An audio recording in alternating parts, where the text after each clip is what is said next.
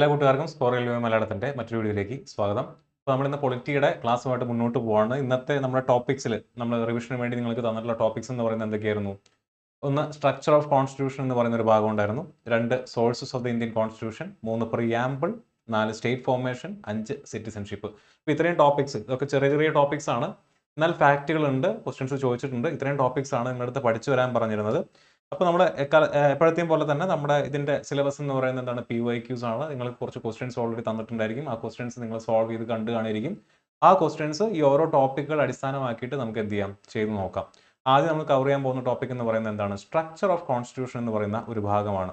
Structure of constitution എന്ന് പറയുന്നത് നമ്മുടെ ക്ലാസ്സിൽ, സ്കോറിൻ്റെ ക്ലാസ്സിൽ മാത്രം കാണുന്ന ഒരു ടോപ്പിക് ആണെന്നേ ഞാൻ പറയുള്ളൂ. കാരണം അത് ഇന്ത്യൻ പൊളിറ്റി അല്ലെങ്കിൽ ഇന്ത്യൻ കോൺസ്റ്റിറ്റ്യൂഷൻ എന്ന് പറയുന്ന ഒരു പുസ്തകം പഠിച്ചു തുടങ്ങുന്ന സമയത്ത് നിങ്ങൾക്ക് ഇതിനെപ്പറ്റി, ഇന്ത്യൻ ഭരണഘടന എന്ന് പറയുന്ന പുസ്തകത്തെ പറ്റി ഒരു ധാരണ ഇല്ല എന്നുണ്ടെങ്കിൽ, അല്ലെങ്കിൽ ആ പുസ്തകം എങ്ങനെയാണ് ചിട്ടപ്പെടുത്തിയിരിക്കുന്നത് എന്നുള്ളതിനെ പറ്റി ഒരു ഐഡിയ ഇല്ല എന്നുണ്ടെങ്കിൽ നിങ്ങൾക്ക് പുസ്തകം പഠിക്കാൻ പാടായിരിക്കും. അതിനകത്ത് കൊടുത്തിരിക്കുന്ന ഫാക്റ്റുകൾ മഗപ്പ് ചെയ്ത് എന്ത് ചെയ്യേണ്ടി വരും, അങ്ങനെ വിഴുങ്ങേണ്ടി വരും, ബൈഹാർട്ട് ചെയ്യേണ്ടി വരും.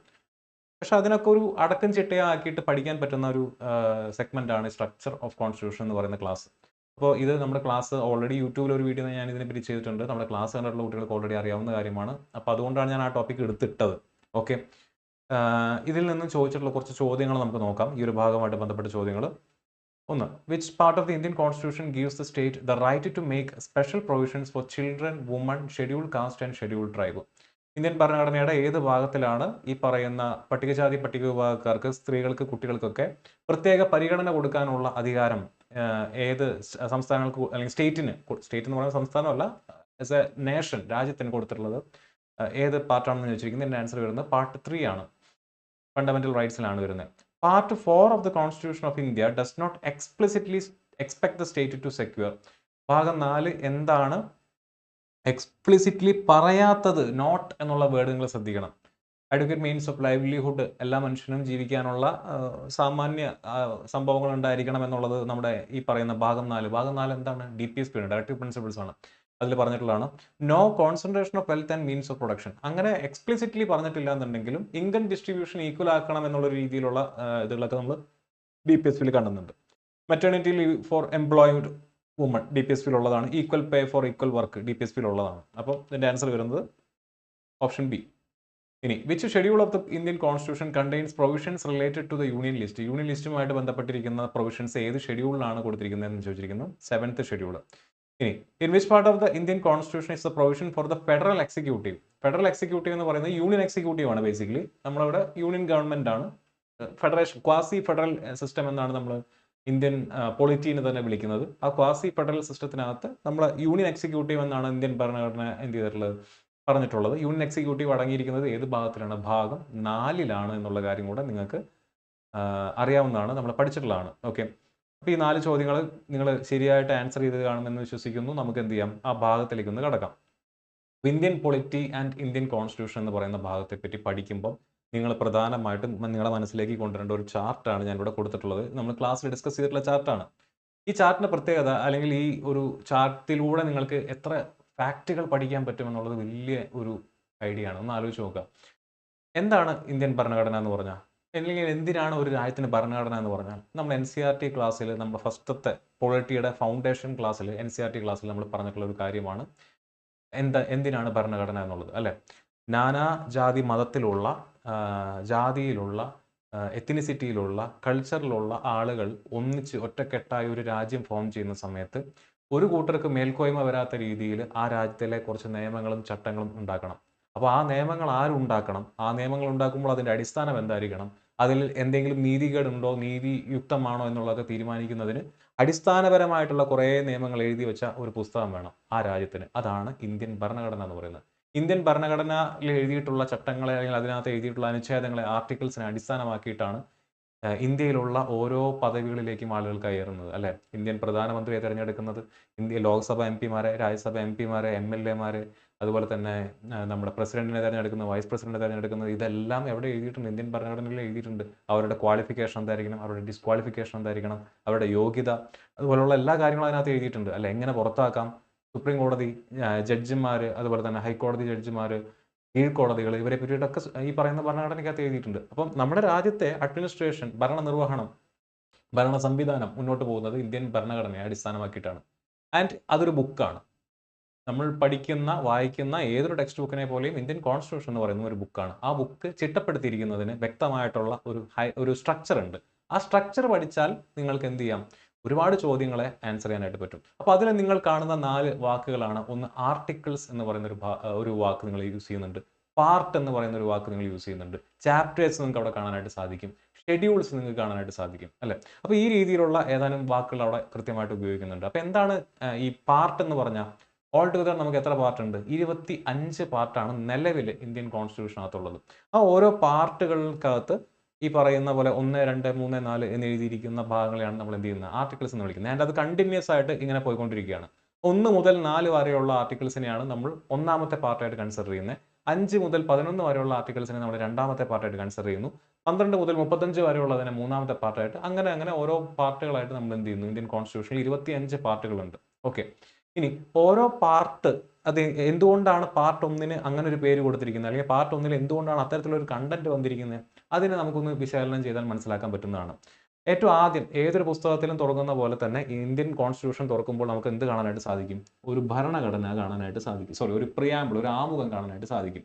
ഇന്ത്യൻ കോൺസ്റ്റിറ്റ്യൂഷനകത്തും എന്തുണ്ട്? തുറക്കുന്ന സമയത്ത് നമുക്കൊരു ആമുഖം കാണാനായിട്ട് പറ്റും. ഇനി നമ്മൾ ഒന്നാമത്തെ പാർട്ട്, ഞാൻ പറഞ്ഞു 25 പാർട്ടുണ്ട്. ഒന്നാമത്തെ പാർട്ട് എന്തിനെ പറ്റിയിട്ടാണ് പറയുന്നത്? ഇത് എന്തിന്റെ ഭരണഘടനയാണ്? അപ്പോൾ ഒരു രാജ്യത്തിന്റെ ഭരണഘടനയാണ്. ആ രാജ്യത്തിന്റെ പേര് എന്താണ്? ആ രാജ്യത്തിന്റെ ഫോം ഓഫ് ഗവൺമെന്റ് എന്താണെന്ന് പറയുന്നു. എന്താണ് രാജ്യത്തിന്റെ പേരിനെ പറ്റി പറയുന്നത്? ഇന്ത്യ ദാറ്റ് ഈസ് ഭാരത് എന്നാണ് പറയുന്നത്. ഇന്ത്യ ദാറ്റ് ഈസ് ഭാരത് എന്ന് പറഞ്ഞുകൊണ്ടാണ് നമ്മുടെ ഇന്ത്യൻ കോൺസ്റ്റിറ്റ്യൂഷന്റെ ഫസ്റ്റത്തെ ആർട്ടിക്കിൾ തന്നെ സ്റ്റാർട്ട് ചെയ്യുന്നത്. അപ്പോൾ ഇത് ഇന്ത്യ അഥവാ ഭാരതത്തിന്റെ ഭരണഘടനയാണ്.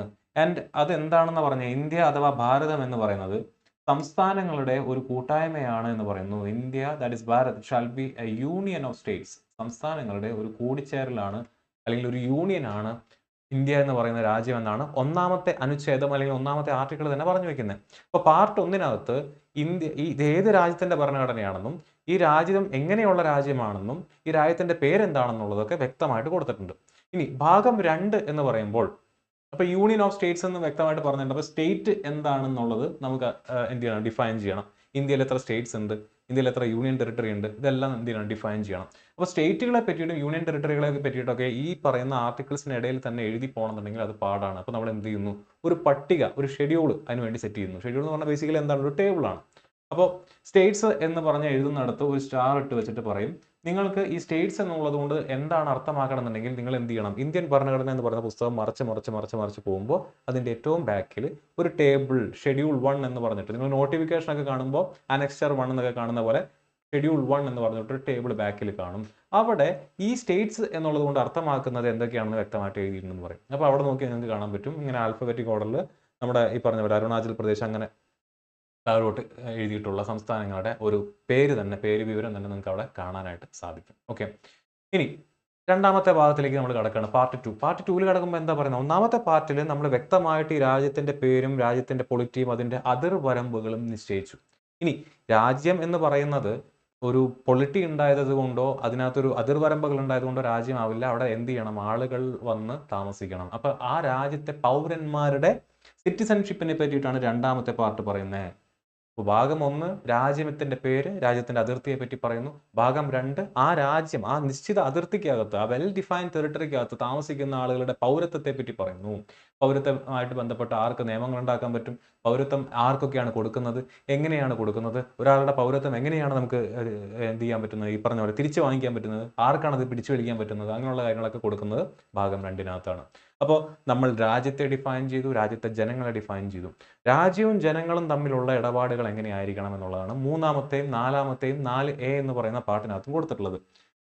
മൂന്നാമത്തെ പാർട്ട് എന്ന് പറയുന്നത് എന്താണ്? ഫണ്ടമെന്റൽ റൈറ്റ്സ് ആണ്. നാലാമത്തെ പാർട്ട് എന്ന് പറയുന്നത് DPSP ആണ്. അഞ്ചാമത്തെ പാർട്ട് എന്ന് പറയുന്നത് എന്താണ്? 4A എന്ന് പറയുന്നത് എന്താണ്? ഫണ്ടമെന്റൽ ഡ്യൂട്ടിയാണ്.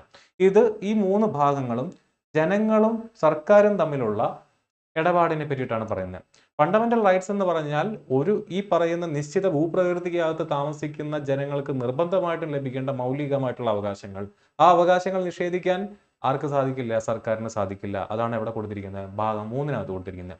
ഭാഗം 4-നകത്ത് എന്താ കൊടുത്തിരിക്കുന്നത്? ഭാഗം 4-നകത്ത് ഡയറക്റ്റീവ് പ്രിൻസിപ്പിൾസ് ആണ്. ഡയറക്റ്റീവ് പ്രിൻസിപ്പിൾസ് എന്ന് പറഞ്ഞാൽ നിർദ്ദേശക തത്വം. ഈ നിശ്ചിത ഭൂപ്രകൃതിക്കകത്ത് താമസിക്കുന്ന ജനങ്ങൾക്ക് ആ ജനങ്ങളെ ഭരിക്കുന്നതിന് വേണ്ടി, ആ ജനങ്ങളുടെ ക്ഷേമത്തിന് വേണ്ടി എന്ത് ചെയ്യണം? സർക്കാർ നിയമങ്ങൾ, ചട്ടങ്ങൾ ഉണ്ടാക്കുമ്പോൾ പാലിക്കേണ്ട നിർദ്ദേശങ്ങൾ എന്തൊക്കെയാണെന്നുള്ളത് ഭാഗം 4-ൽ കൊടുത്തിട്ടുണ്ട്.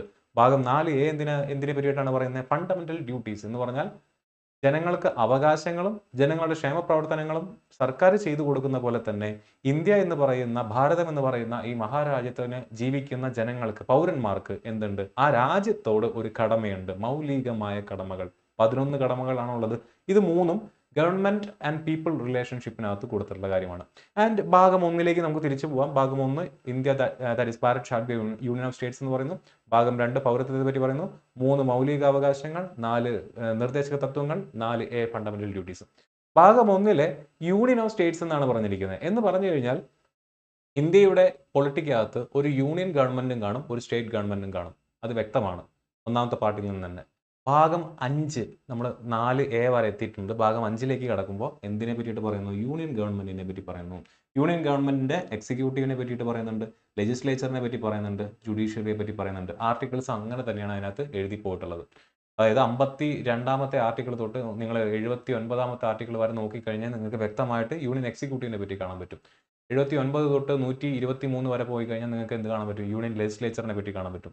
123 തൊട്ട് ഈ പറഞ്ഞ പോലെ 147 വരെ പോയി കഴിഞ്ഞാൽ നിങ്ങൾക്ക് യൂണിയൻ ജുഡീഷ്യറിയെ പറ്റി കാണാൻ പറ്റും. എന്ന് പറഞ്ഞാൽ സുപ്രീം കോടതിയെ പറ്റി കാണാൻ പറ്റും. യൂണിയൻ ലെജിസ്ലേച്ചർ എന്ന് പറഞ്ഞാൽ പാർലമെന്റ് എന്ന് പറയുമ്പോൾ രാജ്യസഭ ചെയർമാൻ, ലോക്സഭ ചെയർമാൻ, അവരെ പറ്റിയിട്ടൊക്കെ കാണാൻ പറ്റും. യൂണിയൻ എക്സിക്യൂട്ടീവ് എന്ന് പറയുമ്പോൾ അതിനകത്ത് 5 അംഗങ്ങൾ, പ്രസിഡന്റ്. നമ്മൾ ഡീറ്റെയിൽ ആയിട്ട് പഠിക്കും, വരുന്ന ക്ലാസ്സുകളിൽ നമ്മൾ ഡീറ്റെയിൽ ആയിട്ട് ഇതിനെപ്പറ്റി പഠിച്ച് റിവൈസ് ചെയ്യുന്നുണ്ടായിരിക്കും. ഞാൻ സ്ട്രക്ചറിനെ പറ്റി പറഞ്ഞു തരുന്നതാണ്. President, vice president, prime minister, council of ministers and attorney general അടങ്ങുന്ന 5 പേരാണ് യൂണിയൻ എക്സിക്യൂട്ടീവിനകത്തുള്ളത്. അതാണ് ഭാഗം 5. അപ്പോൾ ഭാഗം 6 ഓട്ടോമാറ്റിക് ആയിട്ട് എന്തായിരിക്കും? സ്റ്റേറ്റിനെ പറ്റിയിട്ടായിരിക്കും. ഭാഗം 7 ഇതിന് മുന്നേ ഉണ്ടായിരുന്നു, എന്ത് ചെയ്തു? റിപ്പീൽ ചെയ്ത് പോയി. ഭാഗം 8 യൂണിയൻ ടെറിട്ടറി ആണ്. ഭാഗം 9 പഞ്ചായത്തി രാജാണ്. ഭാഗം 9A എന്താണ്? കോപ്പറേറ്റീവ് സൊസൈറ്റി ആണ്. അപ്പോൾ അത്രയും കാര്യങ്ങൾ നിങ്ങൾക്ക് വ്യക്തമായി. ഇനി സെൻട്രൽ സ്റ്റേറ്റ് റിലേഷൻഷിപ്പിനെ പറ്റിയിട്ടാണ് തുടർന്നുള്ള ഭാഗങ്ങളിൽ പറയുന്നത്. അതിൽ ഇലക്ഷനെ പറ്റി പറയുന്ന ഭാഗമുണ്ട്, മിസ്ലേനിയസ് സെഷൻ പറയുന്നുണ്ട്, അമെൻമെന്റ് ഓഫ് കോൺസ്റ്റിറ്റ്യൂഷനെ പറ്റി പറയുന്ന ഭാഗങ്ങളുണ്ട്. അപ്പോൾ ഇത്രയും ഭാഗങ്ങൾ, ഞാൻ ഈ പറഞ്ഞിട്ടുള്ള ഇത്രയും ഭാഗങ്ങൾ വ്യക്തമായിട്ട് ഭരണഘടനയ്ക്കകത്ത് കൊടുത്തിട്ടുള്ളതിന് ഒരു അടക്കം ചിട്ടയുണ്ട്. അതിനങ്ങനെ കൊടുത്തിരിക്കുന്നതിന് ഒരു കാരണമുണ്ട്. കാരണം ഒന്നാമത്തെ ഭാഗം കഴിഞ്ഞ് രണ്ടാമതിലേക്ക് വരാൻ പറ്റുള്ളൂ, 2 കഴിഞ്ഞ് 3, 4, 4Aയും 5 പറയാൻ പറ്റുള്ളൂ. അതങ്ങനെയാണ് ചിട്ടപ്പെടുത്തിയിരിക്കുന്നത്. ഒരു പുസ്തകം വായിക്കുമ്പോൾ നമുക്ക് കഥ പടിപടിയായിട്ട് മുന്നോട്ട് പോകുന്ന പോലെ ഈ പറഞ്ഞ കോൺസ്റ്റിറ്റ്യൂഷനിലേക്ക് നമ്മൾ കോൺസ്റ്റിറ്റ്യൂഷനിൽ ഇന്ത്യൻ ഭരണഘടന വായിക്കുമ്പോൾ അതിൻ്റെ ഏറ്റവും ബേസിക് ആയിട്ടുള്ള കാര്യങ്ങൾ, രാജ്യം എന്താണെന്നും രാജ്യത്തെ ജനങ്ങൾ എന്താണെന്നും അവർക്കുള്ള അവകാശങ്ങൾ എന്താണെന്നും അവർക്ക് കൊടുക്കേണ്ട ക്ഷേമപ്രവർത്തനങ്ങൾ എന്താണെന്നും അവരുടെ കടമകൾ എന്താണെന്നും അവരെ ഭരിക്കുന്ന യൂണിയൻ സർക്കാർ, സംസ്ഥാന സർക്കാർ, പഞ്ചായത്ത് തുടങ്ങിയ ത്രിതല സർക്കാരുകളെയും ഡിഫൈൻ ചെയ്തതിന് ശേഷം മാത്രമേ ഇവർ തമ്മിലുള്ള, സർക്കാരുകൾ തമ്മിലുള്ള ഇടപാടുകളെ പറ്റി പറയാൻ പറ്റുള്ളൂ. അതിനൊക്കെ ശേഷം മാത്രമേ നമുക്ക് എന്ത് പറയാൻ പറ്റുള്ളൂ? ഇവിടേക്കുള്ള തെരഞ്ഞെടുപ്പുകൾ എങ്ങനെയായിരിക്കണം എന്ന് പറയാൻ പറ്റുള്ളൂ. അതിനൊക്കെ ശേഷമേ ഈ മൊത്തത്തിലുള്ള ഭരണഘടനയെ എങ്ങനെ ഭേദഗതി വരുത്താമെന്ന് നമുക്ക് പറയാനായിട്ട് പറ്റുള്ളൂ. അപ്പോൾ ഇതൊരു കഥയാണ്, അല്ലേ? ഈ പുസ്തകത്തിനകത്ത്, ഇന്ത്യൻ കോൺസ്റ്റിറ്റ്യൂഷൻ എന്ന് പറയുന്ന പുസ്തകത്തിനകത്തും ഒരു കഥയുണ്ട്. ആ കഥ കണ്ടുപിടിക്കുന്നിടത്താണ് നിങ്ങളുടെ വിജയം. ഈ ക്ലാസ് അല്ലെങ്കിൽ നമ്മുടെ ഈ സ്ട്രക്ചർ ഓഫ് ഇന്ത്യൻ കോൺസ്റ്റിറ്റ്യൂഷൻ എന്ന് പറയുന്ന ആ ക്ലാസ് നിങ്ങൾ യൂട്യൂബിൽ കൊടുത്തിട്ടുള്ള ക്ലാസ് നിങ്ങൾക്ക് കാണാവുന്നതാണ്. നമ്മുടെ ക്ലാസ് പർച്ചേസ് ചെയ്തിട്ടുള്ള കുട്ടികൾക്ക് നമ്മുടെ ക്ലാസ്സിനകത്തുള്ള ആ ഭാഗം നിങ്ങൾ കണ്ടു കാണിരിക്കും. അത് കണ്ടിട്ട് എന്ത് ചെയ്യുക? നിങ്ങൾ കോൺസ്റ്റിറ്റ്യൂഷൻ പഠിക്കാനായിട്ടിരിക്കുക. നിങ്ങൾക്കത് ഭയങ്കര യൂസ്ഫുൾ ആയിരിക്കും. ഓക്കെ, ഇനി നമ്മുടെ ക്ലാസ് പർച്ചേസ് ചെയ്യാത്ത കുട്ടികൾക്കാണെന്നുണ്ടെങ്കിൽ നമ്മുടെ യൂട്യൂബിൽ ഏറ്റവും ആദ്യം നമ്മൾ ചെയ്തിട്ടുള്ള വീഡിയോസിൽ ഒന്നാണ് സ്ട്രക്ചർ ഓഫ് ഇന്ത്യൻ കോൺസ്റ്റിറ്റ്യൂഷൻ എന്ന് പറയുന്നത്. നിങ്ങൾക്ക് പോയി നോക്കാവുന്നതാണ്. ആ വീഡിയോ യൂസ്ഫുൾ ആയിരിക്കും എന്തായാലും. ഓക്കെ, ഇനി അപ്പം ഇത്രയാണ് നിങ്ങൾ പാർട്സിനെ പറ്റിയിട്ടും ആർട്ടിക്കിൾസിനെ പറ്റിയിട്ടും ഈ ഒറ്റ ഷീറ്റിൽ നിന്ന് തന്നെ നമുക്ക് ഒരുപാട് കാര്യങ്ങൾ ഞാൻ ഈ പറഞ്ഞ പോലെ നിങ്ങൾക്ക് എന്ത് ചെയ്യാം? പഠിച്ചെടുക്കാനായിട്ട് പറ്റും. നമ്മൾ ഇനി നോക്കാനായിട്ട് പോകുന്നത് നമ്മുടെ ഷെഡ്യൂളുകളാണ്. ഇന്ത്യൻ കോൺസ്റ്റിറ്റ്യൂഷനകത്ത് നിങ്ങൾക്ക് അറിയാവുന്ന പോലെ 25 പാർട്ടുകളും 12 ഷെഡ്യൂൾസുമാണ് നിലവിലുള്ളത്. 8 ഷെഡ്യൂളാണ് ഒറിജിനൽ കോൺസ്റ്റിറ്റ്യൂഷനിൽ ഉണ്ടായിരുന്നത്. ഇപ്പോൾ 12 ഷെഡ്യൂൾസ് ഉണ്ട്. ഈ 12 ഷെഡ്യൂൾസ് പഠിക്കാനുള്ള ഒരു കോഡും അത് എന്തൊക്കെയാണ് ആ ഷെഡ്യൂൾ എന്നുള്ളതാണ് ഞാനിവിടെ കൊടുത്തിട്ടുള്ളത്. ഇവിടെ നോക്കിയാൽ നിങ്ങൾക്ക് കാണാനായിട്ട് പറ്റും. 12 ഷെഡ്യൂൾസ് ഉണ്ട്. 12 ഷെഡ്യൂൾസിനുള്ള കോഡാണ് ഇവിടെ കൊടുത്തിരിക്കുന്നത്. ടിയേഴ്സ് ഓഫ് ഓൾഡ് PM എന്ന് പറയുന്നത്. ഓക്കെ, ഇതിൽ ടി എന്ന് പറയുന്നത് ഒന്നാമത്തെ ഷെഡ്യൂളിനെ റെപ്രസെന്റ് ചെയ്യുന്നു. എന്തിനെ? ടെറിട്ടറി എന്ന് പറയുന്ന കൺസെപ്റ്റിനെ. യൂണിയൻ ആൻഡ് ടെറിട്ടറി ഞാൻ നേരത്തെ പറഞ്ഞിരുന്നു ഒന്നാമത്തെ ഷെഡ്യൂളിനകത്ത് എന്താ ഉള്ളത് എന്നുള്ളത്. ഇ എന്ന് പറയുന്നത് എന്തിനെ പറ്റി റെപ്രസെന്റ് ചെയ്യുന്നു? സാലറി ആൻഡ് എമോൾമെന്റ്സിലെ ഇ ആണ് ഇത്. എ എന്ന് പറയുന്നത് എന്തിനെ റെപ്രസെന്റ് ചെയ്യുന്നു? ഓത്ത്സ് ആൻഡ് അഫർമേഷനിലെ ഈ എ ആണ് ഇത്. ഓക്കെ. ഇനി ആർ എന്ന് പറയുന്നത് എന്തിനെ റെപ്രസെന്റ് ചെയ്യുന്നു? നമ്പർ ഓഫ് രാജ്യസഭാ സീറ്റിലെ ആറാണ് ഇത്. എസ് എന്ന് പറയുന്നത് ഷെഡ്യൂൾഡ് ഏരിയയുമായിട്ട് ബന്ധപ്പെട്ടിരിക്കുന്നു. ഒ എന്ന് പറയുന്നത് അതർ ഇമ്പോർട്ടൻ്റ് ഏരിയാസ് ആയിട്ട് ബന്ധപ്പെട്ടിരിക്കുന്നു. എഫ് എന്ന് പറയുന്നത് ഫെഡറലിസമായിട്ട് ബന്ധപ്പെട്ടിരിക്കുന്നു. ഇവിടെയാണ് നമ്മൾ എന്ത് വരുന്നത്? 3 ലിസ്റ്റുകൾ വരുന്നത്. Union list, concurrent list, state list. ഇങ്ങനെയുള്ള 3 ലിസ്റ്റുകൾ വരുന്നത് ഇവിടെയാണ്. ഇനി ഈ ഒ എന്താണ്? ഒഫീഷ്യൽ ലാംഗ്വേജ് ആയിട്ട് ബന്ധപ്പെട്ടിരിക്കുന്നു. 8ാമത്തെ ഷെഡ്യൂൾ എന്ന് പറയുന്നത്. ഇനി ഈ 4 ഷെഡ്യൂൾസ് LDPM എന്ന് എഴുതിയിരിക്കുന്ന ഈ 4 പിന്നീട് അമെൻമെന്റ്സിലൂടെ ആഡ് ചെയ്തതാണ്. നമ്മൾ അമെൻമെന്റിന്റെ ക്ലാസ് കണ്ടിട്ടുള്ള കുട്ടികൾക്ക് അറിയാവുന്നതാണ്. നമ്മൾ ഓൾറെഡി ക്ലാസ് ചെയ്തിട്ടുണ്ട്. കാണാത്തവർക്ക് അത് പോയി കാണാം. അതിൽ 9ാമത്തെ ഷെഡ്യൂൾ എന്ന് പറയുന്നത് ലാൻഡ് റിഫോംസുമായിട്ട് ബന്ധപ്പെട്ടിരിക്കുന്നു. 10ാമത്തെ ഷെഡ്യൂൾ എന്ന് പറയുന്നത് ആന്റി ഡിഫെക്ഷൻ ലോ ആയിട്ട് ബന്ധപ്പെട്ടിരിക്കുന്നു. പഞ്ചായത്ത് രാജാണ് 11, മുനിസിപ്പാലിറ്റിയാണ് 12.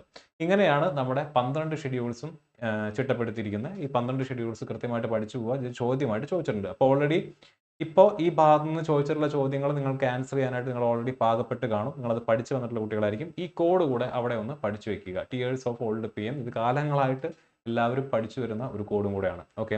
അപ്പോൾ ഇതാണ് 1ാമത്തെ ടോപ്പിക് എന്ന് പറയുന്നത്. നമ്മൾ ഇനി നോക്കാനായിട്ട് പോകുന്നത് സോഴ്സസ് ഓഫ് ഇന്ത്യൻ കോൺസ്റ്റിറ്റ്യൂഷൻ എന്ന് പറയുന്ന ഭാഗമാണ്. അപ്പോൾ ഇവിടെ നിന്ന് 6 ചോദ്യങ്ങളാണ് നമ്മുടെ ടെസ്റ്റിൽ ഉണ്ടായിരുന്നത്. ചോദ്യങ്ങൾ നോക്കാം. Which countries constitution has been considered by India for the principles of liberty, equality and fraternity? ഏതാണ്? ഫ്രാൻസിൽ നിന്നാണ്. Which of the following is not a source of the Indian constitution? Indian constitution കടമെടുക്കാത്തത് ഏത് രാജ്യത്തു നിന്നാണ് ചോദിച്ചിരിക്കുന്നത്? ഏതാണ്? Constitution of Denmark. 10 രാജ്യങ്ങളിൽ നിന്നാണ് ഇന്ത്യൻ കോൺസ്റ്റിറ്റ്യൂഷൻ മെയിനായിട്ട് നമ്മൾ അഡോപ്റ്റ് ചെയ്തിട്ടുള്ളത്. അതിൽ എന്തില്ല? ഡെൻമാർക്ക് ഇല്ല. ഇനി Indian constitutional provisions of indirect election of Rajya Sabha members was adopted from which country? Indirect election എവിടെ നിന്നാണ് എടുത്തിരിക്കുന്നത് ചോദിച്ചിരിക്കുന്നത്. എവിടെ നിന്നാണ് indirect elections of Rajya Sabha members? എവിടെ നിന്നാണ്? South Africa. കൺഫ്യൂസിംഗ് ഫാക്റ്റ് ആണ്. ഇനി from which country has the constitution derived the provision of A 5-year plan? 5-year plan എവിടെ നിന്നാണ്? USSR നിന്നാണ് എടുത്തിരിക്കുന്നത്. ഇനി which part of the Indian constitution is inspired by the constitution of Germany? German constitution inspired ആയിട്ടുള്ളത് എന്താണ്? Suspension of fundamental rights during emergency ആണ്. Suspension of fundamental rights during emergency. Okay. ഇനി 6ാമത്തെ ചോദ്യം എന്താണ്? The idea of rule of law എവിടെ നിന്ന് എടുത്തിരിക്കുന്നത്? നിയമവാഴ്ച എന്ന് പറയുന്ന കൺസെപ്റ്റ് മെയിനായിട്ട് നമ്മൾ എടുത്തിരിക്കുന്നത് എവിടെ നിന്നാണ്? ബ്രിട്ടനിൽ നിന്നാണ്. ഓക്കെ. അപ്പോൾ ഓരോ 10 രാജ്യങ്ങളും ആ രാജ്യങ്ങളിൽ നിന്നും കടമെടുത്തിട്ടുള്ള പ്രധാനപ്പെട്ട പോയിന്റ്സ് നമുക്കൊന്ന് ക്വിക്കായിട്ട് റിവൈസ് ചെയ്ത് വരാം. ഒന്നാമത്തെ നമ്മുടെ US-ൽ നിന്നും കടമെടുത്തുള്ള ഭാഗങ്ങളാണ് ഇന്ത്യൻ ഭരണഘടനയുടെ പ്രിയാമ്പിൾ എന്ന് പറയുന്ന മോഡൽ. നമുക്ക് US-നകത്തും US കോൺസ്റ്റിറ്റ്യൂഷനകത്തും നമുക്ക് പ്രിയാമ്പിൾ കാണാനായിട്ട് സാധിക്കും. Excuse me. Fundamental rights, electoral college എന്ന് പറയുന്ന concept, independence of judiciary and separation of പവേഴ്സും ഇതെല്ലാം നമ്മൾ ഇവിടെ നിന്ന് എടുത്തിരിക്കുന്നതാണ്. ജുഡീഷ്യൽ റിവ്യൂ, പ്രസിഡന്റ് ആംഡ് ഫോഴ്സസിന്റെ സുപ്രീം കമാൻഡർ ആണെന്ന് പറയുന്നത്, ഈക്വൽ പ്രൊട്ടക്ഷൻ അണ്ടർ ലോ എന്ന് പറയുന്ന കൺസെപ്റ്റുകളെല്ലാം നമ്മൾ കോൺസ്റ്റിറ്റ്യൂഷൻ ഓഫ് US-ൽ നിന്ന് എടുത്തിട്ടുള്ളതാണ്. എന്നാൽ ബ്രിട്ടീഷ് കോൺസ്റ്റിറ്റ്യൂഷൻ എടുത്തിട്ടുള്ളതാണ് parliamentary form of government. Shashi തരൂരൊക്കെ ഇപ്പോഴും ക്രിട്ടിസൈസ് ചെയ്തുകൊണ്ടിരിക്കുന്ന ഒരു സംഭവമാണ്. നമ്മൾ പാർലമെന്ററി ഫോം ഓഫ് ഗവൺമെന്റിന് നമ്മൾ ഇന്ത്യൻ ജനത പര്യാപ്തമാണോ എന്നുള്ള ചോദ്യം ഇന്നും ഈ പറഞ്ഞ പോലെ പൊളിറ്റിക്കൽ സയൻസ് പഠിക്കുന്ന വിദ്യാർത്ഥികളായിക്കോട്ടെ അവരുടെ ഈ പറഞ്ഞ പോലെ റിസർച്ച് ആളുകളും ഇന്നും ചർച്ച ചെയ്തുകൊണ്ടിരിക്കുന്ന ഒരു കാര്യമാണ് പാർലമെന്ററി ഫോം ഓഫ് ഗവൺമെന്റ്. അപ്പോൾ ആ ആശയം നമ്മുടെ കടമെടുത്തിരിക്കുന്നത് എവിടെ നിന്നാണ്? ബ്രിട്ടീഷ് കോൺസ്റ്റിറ്റ്യൂഷൻ നിന്നാണ്. The idea of single citizenship എന്ന് പറയുന്നത്, റൂൾ ഓഫ് ലോ എന്ന് പറയുന്നത്, റിറ്റ്, സ്പീക്കറിന്റെ റോള്, അതുപോലെ തന്നെ law making procedure, first pass the post എന്ന് പറയുന്ന കൺസെപ്റ്റ് ഇലക്ഷന്റെ കേസിൽ, ബൈ ക്യാമറലിസം, നമുക്ക് അപ്പർ ഹൗസും ലോവർ ഹൗസും ഉണ്ട്. അപ്പോൾ ആ ഈ കൺസെപ്റ്റുകളെല്ലാം നമ്മൾ എടുത്തിരിക്കുന്നത് ബ്രിട്ടീഷ് കോൺസ്റ്റിറ്റ്യൂഷനിൽ നിന്നാണ്. അപ്പോൾ അത് കൃത്യമായിട്ട് പഠിച്ചു വെക്കുക. ഇനി കനേഡിയൻ കോൺസ്റ്റിറ്റ്യൂഷനിൽ നിന്നാണ് quasi federal form of government. ഞാൻ നേരത്തെ പറഞ്ഞു ഇന്ത്യ എന്ന് പറയുന്നത് ഒരു പക്ക യൂണിറ്ററി സ്ട്രക്ചറുള്ള രാജ്യമല്ല, പക്ക ഫെഡറൽ സ്ട്രക്ചറുള്ള രാജ്യവുമല്ല. ഇന്ത്യക്ക് എന്തുണ്ട്? ഒരു quasi federal form of government ആണ്. എന്ന് പറഞ്ഞാൽ രണ്ടിന്റെ ഇടയിലാണ്. സംസ്ഥാനങ്ങൾക്ക് ഇന്ത്യയിൽ അധികാരമുണ്ടോ എന്ന് ചോദിച്ചാൽ അധികാരമുണ്ട്. എന്നാൽ കൂടുതൽ അധികാരം ആരുടെ കയ്യിൽ തന്നെയാണ്? കേന്ദ്രത്തിന്റെ കയ്യിൽ തന്നെയാണ്. എന്നാൽ സംസ്ഥാനങ്ങൾ അല്ലെങ്കിൽ സംസ്ഥാന സർക്കാരുകൾ എന്തല്ല, അത്ര കണ്ട് പവർഫുൾ അല്ലെങ്കിൽ വീക്ക് അല്ല. ഇനി ഫെഡറൽ സ്ട്രക്ചറിന്റെ പ്രശ്നം എന്താണ്? ഫെഡറൽ സ്ട്രക്ചർ എന്ന് പറയുമ്പോൾ ഓരോ സ്റ്റേറ്റും ഇൻഡിപെൻഡന്റ്ലി പവർഫുൾ ആണ്. അവർക്ക് വേണമെന്നുണ്ടെങ്കിൽ ആ ഫെഡറേഷനിൽ നിന്ന് എന്ത് ചെയ്യാം? വിട്ടു പോകാനുള്ള അധികാരം വരേണ്ട. For example United States of America ഏറ്റവും നല്ല എക്സാമ്പിളാണ് നമ്മുടെ ഈ പറഞ്ഞ ഫെഡറലിസത്തിന്. എന്നാൽ ഇന്ത്യൻ ഗവൺമെന്റ് എന്ന് പറയുന്നത് എന്താണ്? India is a quasi federal form of government. ഇന്ത്യയിൽ രണ്ടിന്റെയും ഫീച്ചേഴ്സ് നമ്മൾ അഡോപ്റ്റ് ചെയ്തിട്ടുണ്ട്. Distribution of powers between central government and state government, അതും കനേഡിയൻ കോൺസ്റ്റിറ്റ്യൂഷൻ ആണ്. Residual powers retained by central government. Residual powers എന്ന് പറഞ്ഞാൽ പ്രത്യേകിച്ച് ഈ യൂണിയൻ ലിസ്റ്റിലോ കൺകറന്റ് ലിസ്റ്റിലോ സ്റ്റേറ്റ് ലിസ്റ്റിനകത്തൊന്നും പറയപ്പെടാത്ത കാര്യങ്ങളായിട്ട് ബന്ധപ്പെട്ടിട്ടുള്ള നിയമങ്ങളൊക്കെ ഉണ്ടാക്കാനുള്ള അധികാരം ആർക്ക് തന്നെയാണ്? കേന്ദ്ര സർക്കാരിന് തന്നെയാണ്. കാരണം കേന്ദ്രത്തിന് അധികാരം ഒരു പൊടിക്ക് കൂടുതലാണ്, പൊടിക്കല്ല കുറച്ചധികം കൂടുതലാണ് ഇന്ത്യൻ സാഹചര്യത്തിൽ. ഐറിഷ് കോൺസ്റ്റിറ്റ്യൂഷനിൽ നിന്ന് എടുത്തിട്ടുള്ള പോയിന്റ്സ് ആണ്. Directive principles of state policy വളരെ ഇമ്പോർട്ടൻ്റ് ആണ്, ചോദിക്കുന്നതാണ്. Nomination of members of Rajya Sabha, രാജ്യസഭാ അംഗങ്ങളുടെ നാമനിർദ്ദേശം എടുത്തിരിക്കുന്നത് എവിടെ നിന്നാണ്? ഐറിഷ് കോൺസ്റ്റിറ്റ്യൂഷൻ നിന്നാണ്. രാജ്യസഭാ അംഗങ്ങളെ തെരഞ്ഞെടുക്കുന്ന രീതി എടുത്തിരിക്കുന്നത് സൗത്ത് ആഫ്രിക്കൻ കോൺസ്റ്റിറ്റ്യൂഷനിൽ നിന്നാണ്. രണ്ട് പോയിന്റ് ആണ്, അത് തെറ്റിക്കാതെ തന്നെ പഠിച്ചു വെക്കണം. ഇനി method of election of president, രാഷ്ട്രപതിയുടെ തെരഞ്ഞെടുപ്പ് നമ്മൾ ഐറിഷ് കോൺസ്റ്റിറ്റ്യൂഷൻ നിന്നാണ് എടുത്തിരിക്കുന്നത്. പക്ഷേ രാഷ്ട്രപതി എന്ന് പറയുന്ന കൺസെപ്റ്റ് നമ്മൾ എടുത്തിരിക്കുന്നത് US നിന്നാണ്. അപ്പൊ അതും തെറ്റിക്കരുത്. ഐറിഷ് എന്ന് പറയുന്ന ഈ നാലാമൻ കുറച്ച് പ്രശ്നമാണ്. പ്രശ്നങ്ങൾ ഈ രണ്ട് കാരണങ്ങൾ കൊണ്ടാണ്. 5 റിപ്പബ്ലിക് എന്ന് പറയുന്ന വാക്ക്, ideals of liberty, equality, fraternity ഒക്കെ നമ്മൾ പ്രിയാമ്പിളിനകത്ത് ഉൾപ്പെടുത്തിയിരിക്കുന്നത് ഫ്രഞ്ച് റവല്യൂഷനിൽ നിന്നും കടമെടുത്തിട്ടാണ്. 6 Australian constitution, freedom of trade in between states കാര്യങ്ങളൊക്കെ. അതുപോലെ തന്നെ power of national legislature to make laws for implementing treaties even on matters outside the normal federal jurisdiction, അത് ഓസ്ട്രേലിയയിൽ നിന്ന് എടുത്തിട്ടുള്ളതാണ്. കൺകറന്റ് ലിസ്റ്റ് എന്ന് പറയുന്ന ആശയം ഓസ്ട്രേലിയയിൽ നിന്ന് എടുത്തിട്ടുള്ളതാണ്. ഇനി USSR നിന്നാണ് നമുക്കറിയാവുന്നതാണ് ഫണ്ടമെന്റൽ ഡ്യൂട്ടീസ് എടുത്തിട്ടുള്ളത്. സോഷ്യോ എക്കണോമിക് പൊളിറ്റിക്കൽ ജസ്റ്റിസ് എന്ന് പറയുന്ന ആശയം പ്രിയാമ്പിളിനകത്ത് വരുന്നത് ഈ പറയുന്ന പോലെ USSR നിന്ന് കടമെടുത്തിട്ടാണ്. സോഷ്യോ എക്കണോമിക് പൊളിറ്റിക്കൽ ജസ്റ്റിസ്, സാമൂഹിക സാമ്പത്തിക രാഷ്ട്രീയ നീതി എന്ന് പറയുന്നത് എവിടെ നിന്ന് എടുത്തിട്ടുള്ളതാണ്? USSR നിന്ന് എടുത്തിട്ടുള്ളതാണ്. കോൺസ്റ്റിറ്റ്യൂഷൻ ഓഫ് സൗത്ത് ആഫ്രിക്കയിൽ നിന്നാണ് ഞാൻ നേരത്തെ പറഞ്ഞ പോലെ അമെൻമെന്റ് ഓഫ് കോൺസ്റ്റിറ്റ്യൂഷൻ എന്ന് പറയുന്ന കൺസെപ്റ്റ് എടുത്തിരിക്കുന്നത്. എലക്ഷൻ ഓഫ് രാജ്യസഭാ മെമ്പേഴ്സ്, രാജ്യസഭാ അംഗങ്ങളുടെ തെരഞ്ഞെടുപ്പ് സൗത്ത് ആഫ്രിക്കയിൽ നിന്നാണ് എടുത്തിരിക്കുന്നത്. രാജ്യസഭാ അംഗങ്ങളുടെ നാമനിർദ്ദേശം ഐറിഷ് കോൺസ്റ്റിറ്റ്യൂഷൻ നിന്നാണ് എടുത്തിരിക്കുന്നത്. ജർമ്മൻ കോൺസ്റ്റിറ്റ്യൂഷൻ നിന്നാണ് emergency powers to be enjoyed by the union government emergency powers എടുക്കണം എന്നുള്ളതും. അതുപോലെ തന്നെ suspension of fundamental rights during എമർജൻസിയും നമ്മൾ എടുത്തിരിക്കുന്നത് എവിടെ നിന്നാണ്? കോൺസ്റ്റിറ്റ്യൂഷൻ ഓഫ് ജർമ്മനിയിൽ നിന്നാണ്, അഥവാ വെയ്മർ കോൺസ്റ്റിറ്റ്യൂഷൻ നിന്നാണ്. കോൺസ്റ്റിറ്റ്യൂഷൻ ഓഫ് ജപ്പാനിൽ നിന്ന് എടുത്തതാണ് പ്രൊസീജിയർ എസ്റ്റാബ്ലിഷ്ഡ് ബൈ ലോ എന്ന് പറയുന്ന concept. Procedure established by law എന്ന് പറയുന്ന കൺസെപ്റ്റ് എവിടെ നിന്നാണ് എടുത്തിരിക്കുന്നത്? കോൺസ്റ്റിറ്റ്യൂഷൻ ഓഫ് ജപ്പാനിൽ നിന്നാണ് എടുത്തിരിക്കുന്നത്. ഓക്കെ, അപ്പോൾ ഇത്രയും കാര്യങ്ങൾ നിങ്ങൾ ഈ പറയുന്ന പോലെ സോഴ്സസ് ഓഫ് ഇന്ത്യൻ കോൺസ്റ്റിറ്റ്യൂഷനകത്ത് കൃത്യമായിട്ട് പഠിച്ചു പോവുക. ഇതിൽ കൺഫ്യൂസിങ് ആയിട്ടുള്ള ഭാഗങ്ങളുണ്ട്, അങ്ങോട്ടും ഇങ്ങോട്ടും തെറ്റിപ്പോകാൻ സാധ്യതയുള്ള ഭാഗങ്ങളുണ്ട്. തെറ്റിക്കാതെ കൃത്യമായിട്ട് റിവൈസ് ചെയ്ത് പഠിക്കുക. 10 രാജ്യങ്ങളിൽ നിന്നാണ് നമ്മൾ പ്രധാനമായിട്ടും ഇന്ത്യൻ കോൺസ്റ്റിറ്റ്യൂഷനിലേക്കുള്ള ഭാഗങ്ങൾ കടമെടുത്തിരിക്കുന്നത്. 10 രാജ്യങ്ങളിൽ നിന്നും കടമെടുത്തിട്ടുള്ള ഇമ്പോർട്ടൻ്റ് ആയിട്ടുള്ള ഫീച്ചേഴ്സ് നമ്മൾ ഡിസ്കസ് ചെയ്തു. ഇതിന് പുറത്ത് ഒരു സോഴ്സും കൂടെ ഉണ്ട്, അതാണ് ഗവൺമെന്റ് ഓഫ് ഇന്ത്യ ആക്ട് 1935. അതാണ് ഏറ്റവും ഇമ്പോർട്ടൻ്റ് ആയിട്ടുള്ള source. Government of India act 1935 നിന്നാണ് നമ്മുടെ കോൺസ്റ്റിറ്റ്യൂഷന്റെ 70% പ്രൊവിഷൻസ് എടുത്തിരിക്കുന്നത്. ബാക്കി 30%-ത്തിനാണ് നമ്മൾ ഈ കിടന്ന് ഓടിക്കൊണ്ടിരിക്കുന്നത്. ഓക്കെ, ഈ 10 രാജ്യങ്ങളിൽ നിന്ന് എടുത്തിരിക്കുന്നത്. ഓക്കെ, അടുത്ത ടോപ്പിക് എന്ന് പറയുന്നത് ഇന്ത്യൻ കോൺസ്റ്റിറ്റ്യൂഷൻ ബുക്ക് എടുത്തു. ബുക്കിൽ മറച്ചു നോക്കുമ്പോൾ നമ്മൾ ആദ്യം കാണുന്നത് എന്താണ്? പ്രിയാമ്പിൾ. പ്രിയാമ്പിളിനെ പറ്റിയിട്ടാണ് നമ്മൾ ഇനി നോക്കാനായിട്ട് പോകുന്നത്. പ്രിയാമ്പിളിൽ നിന്ന് ചോദിച്ചിട്ടുള്ള ചോദ്യങ്ങൾ നമുക്ക് നോക്കാം. An introductory statement in the Constitution that states the reasons and guiding values of the Constitution is called. അപ്പോൾ ഭരണഘടനയ്ക്കകത്ത് കൊടുത്തിട്ടുള്ള ആമുഖം എന്താണെന്നാണ് ചോദിച്ചിരിക്കുന്നത്. എന്താണ്? പ്രിയാമ്പിൾ ആണ്. ഇനി Kesavananda Bharati case in 1973 stemmed the question that the preamble can be. Preamble എന്ത് ചെയ്യാൻ പറ്റും?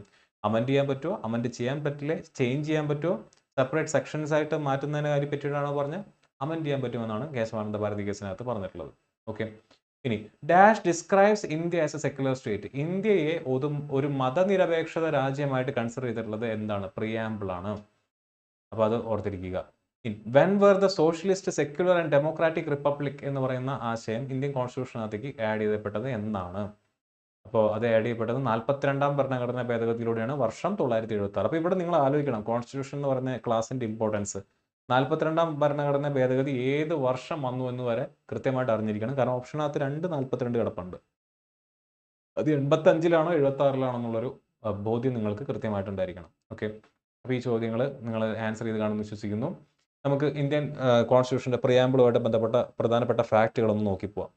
നമ്മൾ ഓൾറെഡി നമ്മളിതിന് മുന്നത്തെ ക്ലാസ്സിനകത്ത് നമ്മൾ കണ്ടതാണ് കോൺസ്റ്റിറ്റ്യൂന്റ് അസംബ്ലിനെ പറ്റിയിട്ട്, അല്ലേ? ഓഗസ്റ്റ് 9-ന് ചേർന്നിട്ടുള്ള കോൺസ്റ്റിറ്റ്യൂന്റ് അസംബ്ലിയുടെ കാര്യങ്ങളൊക്കെ നമ്മൾ ഡീറ്റെയിൽ ആയിട്ട് കണ്ടതാണ്. ഡിസംബർ 9-ന് ചേർന്നിട്ടുള്ള കോൺസ്റ്റിറ്റ്യൂന്റ് അസംബ്ലിയുടെ ഹിസ്റ്ററി നമ്മൾ കണ്ടതാണ്. അതിൽ ഡിസംബർ 13, 1946-നകത്താണ് ജവഹർലാൽ നെഹ്റു ഒബ്ജക്റ്റീവ് റെസൊല്യൂഷൻ എന്ത് ചെയ്യുന്നത്? മുന്നോട്ട് വയ്ക്കുന്നത്.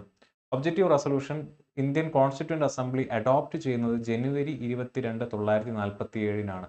ഇത് ചില ഭേദഗതിയോടുകൂടെ ജവഹർലാൽ നെഹ്റു മുന്നോട്ട് വെച്ചിട്ടുള്ള ഒബ്ജക്റ്റീവ് റെസൊല്യൂഷനിലേക്ക് ചില കാര്യങ്ങൾ കൂടെ ആഡ് ചെയ്ത് ചിലതിനെ മാറ്റി റീഫ്രേസ് ചെയ്തതിന് ശേഷം ഇന്ത്യയുടെ ആമുഖമായിട്ട് വെക്കാൻ തീരുമാനിച്ചത് ജനുവരി 22, 1947-ലാണ്.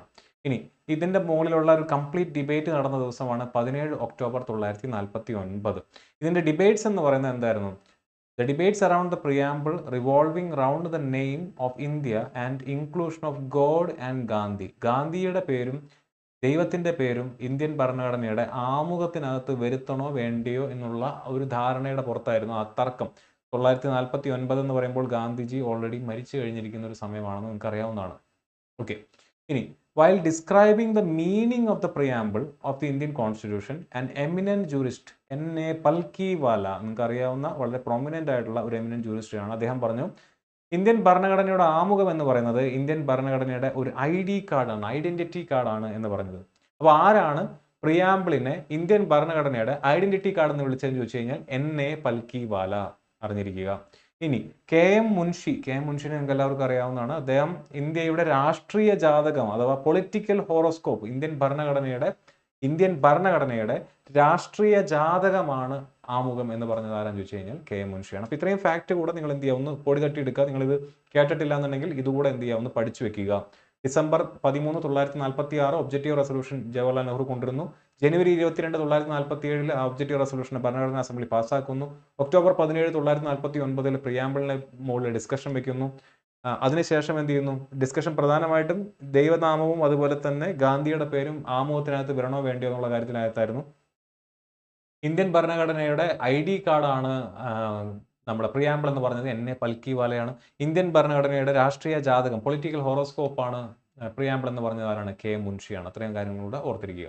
ഇനി പ്രിയാമ്പിൾ എന്ന് പറയുന്ന ഈ ഒരു ആമുഖത്തിന്റെ കമ്പോണൻസ് എന്തൊക്കെയാണ്, അത് എന്തൊക്കെയാണ് നമുക്ക് തരുന്നത്? നമ്മൾ പ്രിയാമ്പിൾ വായിക്കുമ്പോൾ നമുക്ക് എന്തൊക്കെയാണ് അവിടെ കാണാനായിട്ട് പറ്റുന്നത്? ഒന്ന്, source of authority for the constitution. Indian ഭരണഘടനയുടെ പവർ എവിടെ നിന്നാണ് വരുന്നത്? അതിനകത്ത് വ്യക്തമായിട്ട് പറയുന്നത് we the people of India എന്ന് പറഞ്ഞിട്ടാണ് പ്രിയാമ്പിൾ സ്റ്റാർട്ട് ചെയ്യുന്നത്.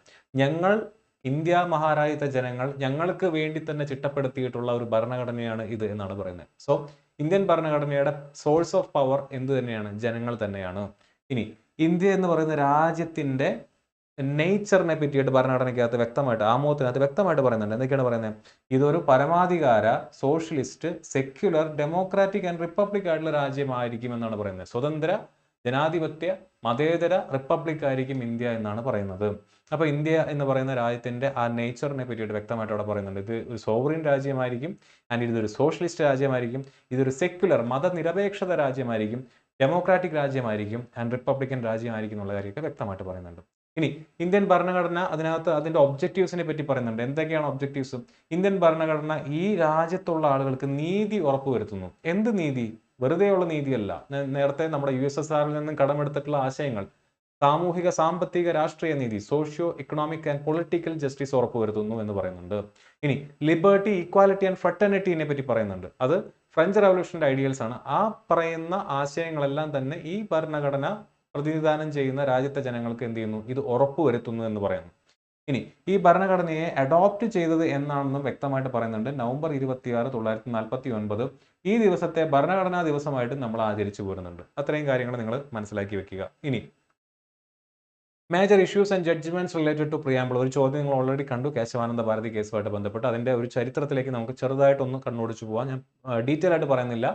ഡീറ്റെയിൽ ആയിട്ട് നിങ്ങൾക്ക് ഇതിനെപ്പറ്റി ക്ലാസ് വേണമെന്നുണ്ടെങ്കിൽ നിങ്ങൾ കമന്റ് ചെയ്ത് കഴിഞ്ഞാൽ ഞാൻ വേറൊരു ക്ലാസ്സിനകത്ത് ഇന്ത്യൻ ചരിത്രത്തിൽ അല്ലെങ്കിൽ ഇന്ത്യൻ പൊളിറ്റിക്കൽ ഹിസ്റ്ററിയിൽ ഇമ്പോർട്ടൻ്റ് ആയിട്ടുള്ള ലാൻഡ്മാർക്സിൽ ഉൾപ്പെടുത്തിക്കൊണ്ട്, ഇമ്പോർട്ടൻ്റ് ആയിട്ടുള്ള ലാൻഡ്മാർക്ക് കേസസിന് ഉൾപ്പെടുത്തിക്കൊണ്ട് ഒരു ക്ലാസ് നമുക്ക് സെപ്പറേറ്റ് വേറെ എടുത്തു തരാം. നിങ്ങൾക്ക് ആവശ്യമുണ്ടെങ്കിൽ പറഞ്ഞാൽ മതി. ഇനി ഇവിടുത്തെ കേസ് എന്താണ്? ഈ പറയുന്ന ആമുഖം എന്ന് പറയുന്നത് ഭരണഘടനയുടെ ഭാഗമാണോ അല്ലയോ എന്നുള്ളതാണ് ചോദ്യം. അപ്പോൾ ഈ ചോദ്യം ഈ പറയുന്ന പോലെ സുപ്രീം കോടതിയിൽ പല തവണ പല കേസുകളിലായിട്ട് ചോദ്യം ചെയ്യപ്പെട്ടൊരു കാര്യമാണ്. അതിൽ ഒന്നാമത്തെ കാര്യമാണ് ബേരുവാരി യൂണിയൻ കേസ്. ഒന്നാമത്തെ കേസാണ് ബേരുവാരി യൂണിയൻ കേസ് 1960. അതിനകത്ത് സുപ്രീം കോടതി പറഞ്ഞെന്താ വെച്ച് കഴിഞ്ഞാൽ, ആമുഖം എന്ന് പറയുന്നത് ഭരണഘടനയുടെ എന്തല്ല, ഒരു ഭാഗം അല്ല എന്നാണ് പറഞ്ഞത്. N.A. പൽക്കിവാലയും അതുപോലെ തന്നെ KM മുൻഷിയെ പോലുള്ള എമിനന്റ് ജൂറിസ്റ്റുകൾ പറഞ്ഞതിനെയൊക്കെ തള്ളിക്കളഞ്ഞുകൊണ്ട് സുപ്രീം കോടതി പറയുകയാണ് എന്ത്? പ്രിയാമ്പിൾ എന്ന് പറയുന്നത് it is not a part of the Indian constitution, but even though some assistance in the interpretation of the constitution may be taken from it. എന്നാൽ 1973 കേശവാനന്ദ ഭാരതി കേസ് എന്താ പറയുന്നത്? Preamble of the Indian constitution will now be considered a part of Indian constitution. Indian ഭരണഘടനയുടെ ആമുഖം എന്ന് പറയുന്നത്, ആമുഖം കൂടിയാലേ ഭരണഘടന ആവൂ. ആമുഖം ഈ ഭരണഘടനയുടെ ഭാഗമാണെന്നും അതിനെ ഭേദഗതി വരുത്താമെന്നും 1973 കേശവാനന്ദ ഭാരതി കേസ് പറയുന്നു. LIC ഓഫ് ഇന്ത്യ കേസ് 1995 എന്താ പറയുന്നത്? ആമുഖം എന്ന് പറയുന്നത് ഒരു ഇന്റഗ്രൽ പാർട്ട് ഓഫ് കോൺസ്റ്റിറ്റ്യൂഷൻ ആണ്. But it cannot be directly enforced in court of justice in India. Preamble എന്ന് പറയുന്നത് ഇന്ത്യൻ ഭരണഘടനയുടെ ഒരു എന്താണ് ഇന്റഗ്രൽ പാർട്ടാണ്, അവിഭാജ്യ ഘടകമാണ്. പക്ഷെ എന്ത് ചെയ്യാൻ പറ്റില്ല, അതിനെ നിങ്ങൾക്ക് കോടതിയിൽ ഇതിൻ്റെ പുറത്ത് ചോദ്യം ചെയ്യപ്പെടാനായിട്ട് പറ്റില്ല. അപ്പം നമ്മൾ പ്രിയാമ്പിളിനകത്ത് സോഷ്യൽ ജസ്റ്റിസ് അല്ലെങ്കിൽ socio economic and political justice എന്ന് പറയുന്ന ഒരു ഐഡിയ ഉണ്ട്. അപ്പോൾ എനിക്ക് സാമ്പത്തിക നീതി ഉറപ്പുവരുത്തിയിട്ടില്ല എന്ന് പറഞ്ഞുകൊണ്ട് നമുക്ക് ഒരിക്കലും ഇന്ത്യൻ ഭരണഘടന സാമ്പത്തിക നീതി ഉറപ്പുവരുത്തുന്നുണ്ട്, എനിക്ക് സാമ്പത്തിക നീതി ഉറപ്പ് കിട്ടിയിട്ടില്ല, ഈ നാട്ടിൽ പണക്കാരും പാവപ്പെട്ടവരുണ്ട്, ദരിദ്രനും ഈ പറഞ്ഞ പോലെ പൈസ ഉള്ളവരുണ്ട് എന്ന് പറഞ്ഞുകൊണ്ട് നമുക്ക് കോടതി പോകാൻ പറ്റില്ല. കാരണം പ്രിയാമ്പിൾ എന്ന് പറയുന്നത് ഈവൻ ദോ അത് ഭരണഘടനയുടെ ഭാഗമാണെങ്കിലും അത് എന്തല്ല, it cannot be enforced in A court of justice. അതും പറഞ്ഞുകൊണ്ട് നമുക്ക് കോടതി പോകാൻ പറ്റില്ല എന്ന് പറഞ്ഞ കേസാണ് LIC of India case. Okay, ഇനി Can the preamble be amended? അതിനകത്ത് കേശവാനന്ദ ഭാരതി കേസിനകത്താണ് ഡീറ്റെയിൽ ആയിട്ടുള്ള ഇത് പറയുന്നത്. 1973 ഏപ്രിൽ 24 കേശവാനന്ദ ഭാരതി കേസിന്റെ വിധി പറയുന്നത്. അവർ പറയുന്നു preamble is a part of the constitution and hence can be amended subject to the condition that no amendment it is done to the basic structure of the constitution. അടിസ്ഥാന ഘടനാവാദത്തിന് തുടക്കം കുറിച്ച ഒരു വിധി പകർപ്പാണ് എന്ത് കേശവാനന്ദ ഭാരതി കേസ്. അടിസ്ഥാന ഘടനാവാദം എന്ന് പറഞ്ഞാൽ എന്താണ്? നമ്മുടെ പൂർവികർ നമുക്ക് വേണ്ടി ഭരണഘടന ഉണ്ടാക്കിയപ്പോൾ അതിനകത്ത് ഇന്ത്യ എന്ന് പറയുന്ന രാജ്യത്ത് ജനങ്ങൾക്ക് നിർബന്ധമായിട്ട് ലഭിക്കേണ്ട കുറേ കാര്യങ്ങളെ പറ്റിയിട്ട് ഈ ഭരണഘടനയ്ക്കകത്ത് ഉൾപ്പെടുത്തിയിട്ടുണ്ട്. അത് നമ്മുടെ പൂർവികർ നമുക്ക് വേണ്ടി കഷ്ടപ്പെട്ട് നേടിയെടുത്ത സ്വാതന്ത്ര്യത്തിന്റെ മൂല്യങ്ങളും എല്ലാം ഉൾപ്പെട്ടിട്ടുള്ളതാണ്. അത് ഒരു സുപ്രഭാതത്തിൽ വന്ന് ഏതെങ്കിലും ഒരു പാർലമെന്റിനോ ഏതെങ്കിലും ഒരു സർക്കാരിനോ അങ്ങനെ അട്ടിമറിക്കാൻ പറ്റുന്നതല്ല. അതാണ് basic structure of Indian constitution എന്ന് പറയുന്നത്, ഇന്ത്യൻ ഭരണഘടനയുടെ അടിസ്ഥാന ഘടന എന്ന് പറയുന്നത്. അപ്പോൾ ഇന്ത്യൻ ഭരണഘടനയെ ഭേദഗതി വരുത്താൻ പറ്റുമോ എന്ന് ചോദിച്ചു കഴിഞ്ഞാൽ ഇന്ത്യൻ ഭരണഘടനയിൽ നിങ്ങൾക്ക് എന്ത് ഭേദഗതി വേണമെങ്കിലും വരുത്താം, എക്സെപ്റ്റ് എന്ത് ചെയ്യാൻ പറ്റില്ല, ആ ഭേദഗതി വരുത്തുന്ന അല്ലെങ്കിൽ ആ വരുത്തുന്ന ഭേദഗതി ഇന്ത്യൻ ഭരണഘടനയുടെ അടിസ്ഥാന ഘടനയെ തിരുത്താൻ പാടില്ല. അപ്പൊ എന്താണ് അടിസ്ഥാന ഘടന? വരുന്ന ഈ പറഞ്ഞ പോലെ ഇങ്ങനെ ഭേദഗതി വരുത്താൻ വരുന്ന സർക്കാരുകൾ ചോദിച്ചു തുടങ്ങി, എന്താണ് സുപ്രീം കോടതി അങ്ങ് പറയൂ, എന്താണ് അടിസ്ഥാന ഘടന എന്ന് പറയുന്നത്? അടിസ്ഥാന ഘടന എന്ന് പറയുന്നത് കൃത്യമായിട്ട് ഡിഫൈൻ ചെയ്യാൻ പറ്റുന്ന ഒരു കാര്യമല്ല.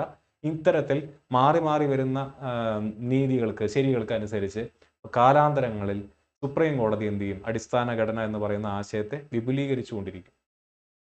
അപ്പോൾ അതോടുകൂടി ആ ഒരു എന്താ പറയുന്നത് ലെജിസ്ലേച്ചറിന്റെ അല്ലെങ്കിൽ എക്സിക്യൂട്ടീവിന്റെ അവകാശങ്ങളുടെ മുകളിലേക്കുള്ള അല്ലെങ്കിൽ ഭരണഘടനയുടെ മുകളിലേക്കുള്ള ആ കടന്നുകയറ്റത്തെ സുപ്രീം കോടതി എന്ത് ചെയ്യുന്നു, ജുഡീഷ്യറി എന്ത് ചെയ്യുന്നു, അതിന്റെ കാലങ്ങ് വെട്ടിക്കളഞ്ഞു. ഇനി അങ്ങനെ തോന്നിയ പോലെ ഒന്നും ഭരണഘടന അമെൻഡ് ചെയ്യാൻ പറ്റില്ല. എന്തെങ്കിലും ഒരു കാര്യം പറഞ്ഞുകൊണ്ട് അമെൻഡ് ചെയ്യാൻ വന്നു കഴിഞ്ഞാൽ സുപ്രീം കോടതി പറയും അത് അടിസ്ഥാന ഘടനയെ എന്താണ് മാറ്റം വരുത്തുന്നതാണ്, നിങ്ങൾക്ക് അമെൻഡ് ചെയ്യാൻ പറ്റില്ല എന്ന് പറയും. അതാണ് അതിൻ്റെ ഒരു ഗുണം. ഇനി അമെൻമെന്റ് ടു ദ പ്രിയാമ്പിൾ നാളിതുവരെ ഒറ്റവട്ടമേ അമെൻമെന്റ് നടത്തിയിട്ടുള്ളൂ. 42ാമത്തെ അമെൻമെന്റ് ആണത്. വർഷം 1976 ആ അമെൻമെന്റ് എന്താണെന്നുള്ളത് നിങ്ങൾക്ക് അറിയാവുന്നതാണ്. അതിനകത്താണ് സോഷ്യലിസ്റ്റ് ആൻഡ് സെക്യുലർ എന്ന് പറയുന്ന വാക്ക് ആഡ് ചെയ്തത്. എന്തിന്റെ കൂടെ? സോവറിന്റെയും ഡെമോക്രാറ്റിന്റെയും കൂടെ. യൂണിറ്റി ഓഫ് ദ നേഷൻ എന്ന് പറയുന്ന വാക്കിനെ മാറ്റിക്കൊണ്ട് unity and integrity of nation എന്നാക്കി മാറ്റി. ചുരുക്കി പറഞ്ഞാൽ ഇന്റഗ്രിറ്റി എന്ന് പറയുന്ന വാക്ക്, സെക്യുലർ എന്ന് പറയുന്ന വാക്ക്, സോഷ്യലിസ്റ്റ് എന്ന് പറയുന്ന 3 വാക്കുകൾ 42ാം ഭേദഗതിയിലൂടെ കൊണ്ടുവന്നതാണ്. ഇനി the amendment which was made based on the recommendations of Sardar Swaran Singh committee and added 3 new words എന്ന് ഞാൻ നേരത്തെ ഓൾറെഡി പറഞ്ഞ കാര്യമാണ്. സ്വരൺ സിംഗ് കമ്മിറ്റിയുടെ റെക്കമെൻഡേഷന്റെ ഭാഗമായിട്ടാണ് ഈ 3 വാക്കുകൾ എന്ത് ചെയ്തത്? ഇന്ത്യൻ ഭരണഘടനയുടെ ആമുഖത്തിനകത്തേക്ക് കൂട്ടിച്ചേർത്തത്. 1976 42ാം ഭേദഗതിയിലൂടെ ഇന്ദിരാഗാന്ധിയാണ് ഈ മാറ്റം കൊണ്ടുവന്നത്. ഓക്കെ, ഇനി നമ്മൾ നോക്കാനായിട്ട് പോകുന്നത് സംസ്ഥാനങ്ങളുടെ രൂപീകരണവുമായിട്ട് ബന്ധപ്പെട്ടിരിക്കുന്നതാണ്. നമുക്ക് ഓൾറെഡി അറിയാവുന്നതാണ്. നമ്മൾ എന്ത് ചെയ്യുന്നു? ഇന്ത്യൻ കോൺസ്റ്റിറ്റ്യൂഷന്റെ ഏറ്റവും ആദ്യത്തെ ഭാഗത്തിലേക്ക് കടക്കുകയാണ്. ഇന്ത്യൻ കോൺസ്റ്റിറ്റ്യൂഷന്റെ നമ്മുടെ കോൺസ്റ്റിറ്റ്യൂഷണൽ ഡെവലപ്മെന്റ് എന്ന് പറയുന്ന ഭാഗം നമ്മൾ കണ്ടു. അതിനകത്ത് ചാർട്ടർ ആക്ടുകൾ പഠിച്ചു. ബ്രിട്ടീഷുകാർ രാജ്ഞി കൊണ്ടുവന്നിട്ടുള്ള നിയമങ്ങൾ അല്ലെങ്കിൽ ബ്രിട്ടീഷ് ക്രൗണിന്റെ നേതൃത്വത്തിൽ വന്നിട്ടുള്ള നിയമങ്ങൾ നമ്മൾ പഠിച്ചു. കോൺസ്റ്റിറ്റ്യൂന്റ് അസംബ്ലി ഫോം ചെയ്യുന്നതിനെ പറ്റി പഠിച്ചു. അതിൽ ഇമ്പോർട്ടൻ്റ് ആയിട്ടുള്ള ലാൻഡ്മാർക്കുകൾ പഠിച്ചു. ഇന്ന് നമ്മൾ റിവൈസ് ചെയ്തപ്പോൾ ഇന്ത്യൻ ഭരണഘടനയുടെ സ്ട്രക്ചർ നമ്മൾ കൃത്യമായിട്ട് നോക്കി മനസ്സിലാക്കി. അതിനുശേഷം നമ്മൾ എന്ത് ചെയ്തു? നമ്മൾ ഇന്ത്യൻ ഭരണഘടന എവിടെ നിന്നൊക്കെയാണ് കടമെടുത്തിരിക്കുന്നത് നമ്മൾ കണ്ടു. അതിനുശേഷം ഇന്ത്യൻ ഭരണഘടന എന്ന് പറഞ്ഞ പുസ്തകം തുറന്നു. അതിനകത്ത് ഏറ്റവും ആദ്യം കാണുന്ന ആമുഖത്തിനകത്ത് ഏറ്റവും ഇമ്പോർട്ടൻ്റ് ആയിട്ടുള്ള ഐഡിയൽസ്, അതിൻ്റെ അമെൻമെൻറ്റുകൾ, അതിൻ്റെ ഡേറ്റുകൾ, അതിനെ ഭേദഗതി വരുത്താൻ പറ്റുമോ ഇല്ലയോ തുടങ്ങിയ എല്ലാ കാര്യങ്ങളും നമ്മൾ എന്ത് ചെയ്തു? നോക്കിയെടുത്തു. ഇനി ആമുഖം മറച്ചു കഴിഞ്ഞാൽ നമ്മൾ 1ാമത്തെ ഭാഗത്തിലേക്കാണ് കിടക്കുന്നത്. എൻ്റെ 1ാമത്തെ ഭാഗം എന്താണ്? Union and its territories. അപ്പോൾ അതിൽ ഏറ്റവും ഇമ്പോർട്ടൻ്റ് ആയിട്ട് നിങ്ങൾ അറിഞ്ഞിരിക്കേണ്ടത് സംസ്ഥാനങ്ങൾ രൂപപ്പെട്ടു വരുന്ന അതിൻ്റെ കാലയളവ്, അതുമായിട്ട് ബന്ധപ്പെട്ടുള്ള ഫാക്റ്റുകളാണ് നിങ്ങൾ കൃത്യമായിട്ട് പഠിച്ചു വെക്കേണ്ടത്.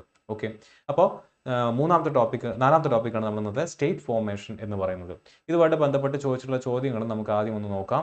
ചോദ്യങ്ങൾ: the states of Maharashtra and Gujarat were created in.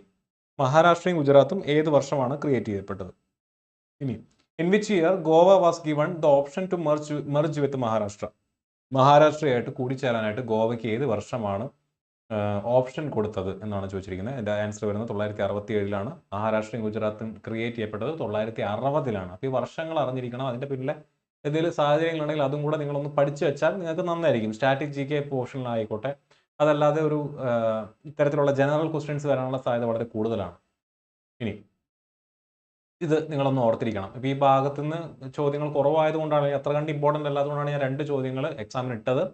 ഈ ഭാഗത്ത് നിന്ന് നിങ്ങൾ ആദ്യം അറിഞ്ഞിരിക്കേണ്ട പോയിന്റ് എന്ന് പറയുന്നത് മാർച്ച് 1946 നമ്മുടെ ഈ സ്റ്റേറ്റ് ഫോർമേഷൻ്റെ കഥ ആദ്യമായിട്ട് തുടങ്ങുന്നത്. ഇന്ത്യക്ക് സ്വാതന്ത്ര്യം കിട്ടുന്നതിന് മുന്നേ ഇന്ത്യൻ ഭരണഘടനാ അസംബ്ലി രൂപീകരിക്കുന്നതിൻ്റെ ഭാഗമായിട്ട് ഫോം ചെയ്യപ്പെട്ട ക്യാബിനറ്റ് മിഷൻ അല്ലേ. ക്യാബിനറ്റ് മിഷനെ പേര് നമ്മൾ ഓൾറെഡി ഹിസ്റ്ററി ക്ലാസ്സിൽ പഠിച്ചതാണ്. ഇതിന് മുന്നത്തെ ക്ലാസ്സിൽ നമ്മൾ കണ്ടതാണ്. ക്യാബിനറ്റ് മിഷൻ എന്താണ് പറയുന്നത്? ഇന്ത്യ എന്ന് പറയുന്ന രാജ്യത്തിനെ യൂണിഫൈ ചെയ്യാനാണ് പറയുന്നത്. പാകിസ്ഥാൻ അവർ അംഗീകരിക്കുന്ന പോലുമില്ല. പാകിസ്ഥാനെ പറ്റിയിട്ട് ഈ ക്യാബിനറ്റ് മിഷൻ പറയുന്ന പോലുമില്ല. പക്ഷെ അവിടെ ഒരു 3 സെറ്റ് ഓഫ് എന്താ പറയുന്നത് സെക്ഷൻസ് ഓഫ് പ്രൊവിൻസുകളെ പറ്റി പറയുന്നുണ്ട്. ഹിന്ദു മെജോറിറ്റി പ്രൊവിൻസുകളായിട്ടുള്ള സെക്ഷൻ എയും section B and section C എന്ന് പറയുന്ന മുസ്ലിം മെജോറിറ്റി പ്രൊവിൻസുകളും. ചുരുക്കി പറഞ്ഞാൽ വിഭജനത്തിന്റെ അപ്പോൾ സംഭവിച്ച ആ സെക്ഷൻസ് തന്നെയാണ് ഇത്. സെക്ഷൻ എ എന്ന് പറയുന്നത് നമ്മൾ ഇന്നത്തെ ഇന്ത്യയുടെ ഏകദേശം ആ ഒരു ഏരിയയാണ്.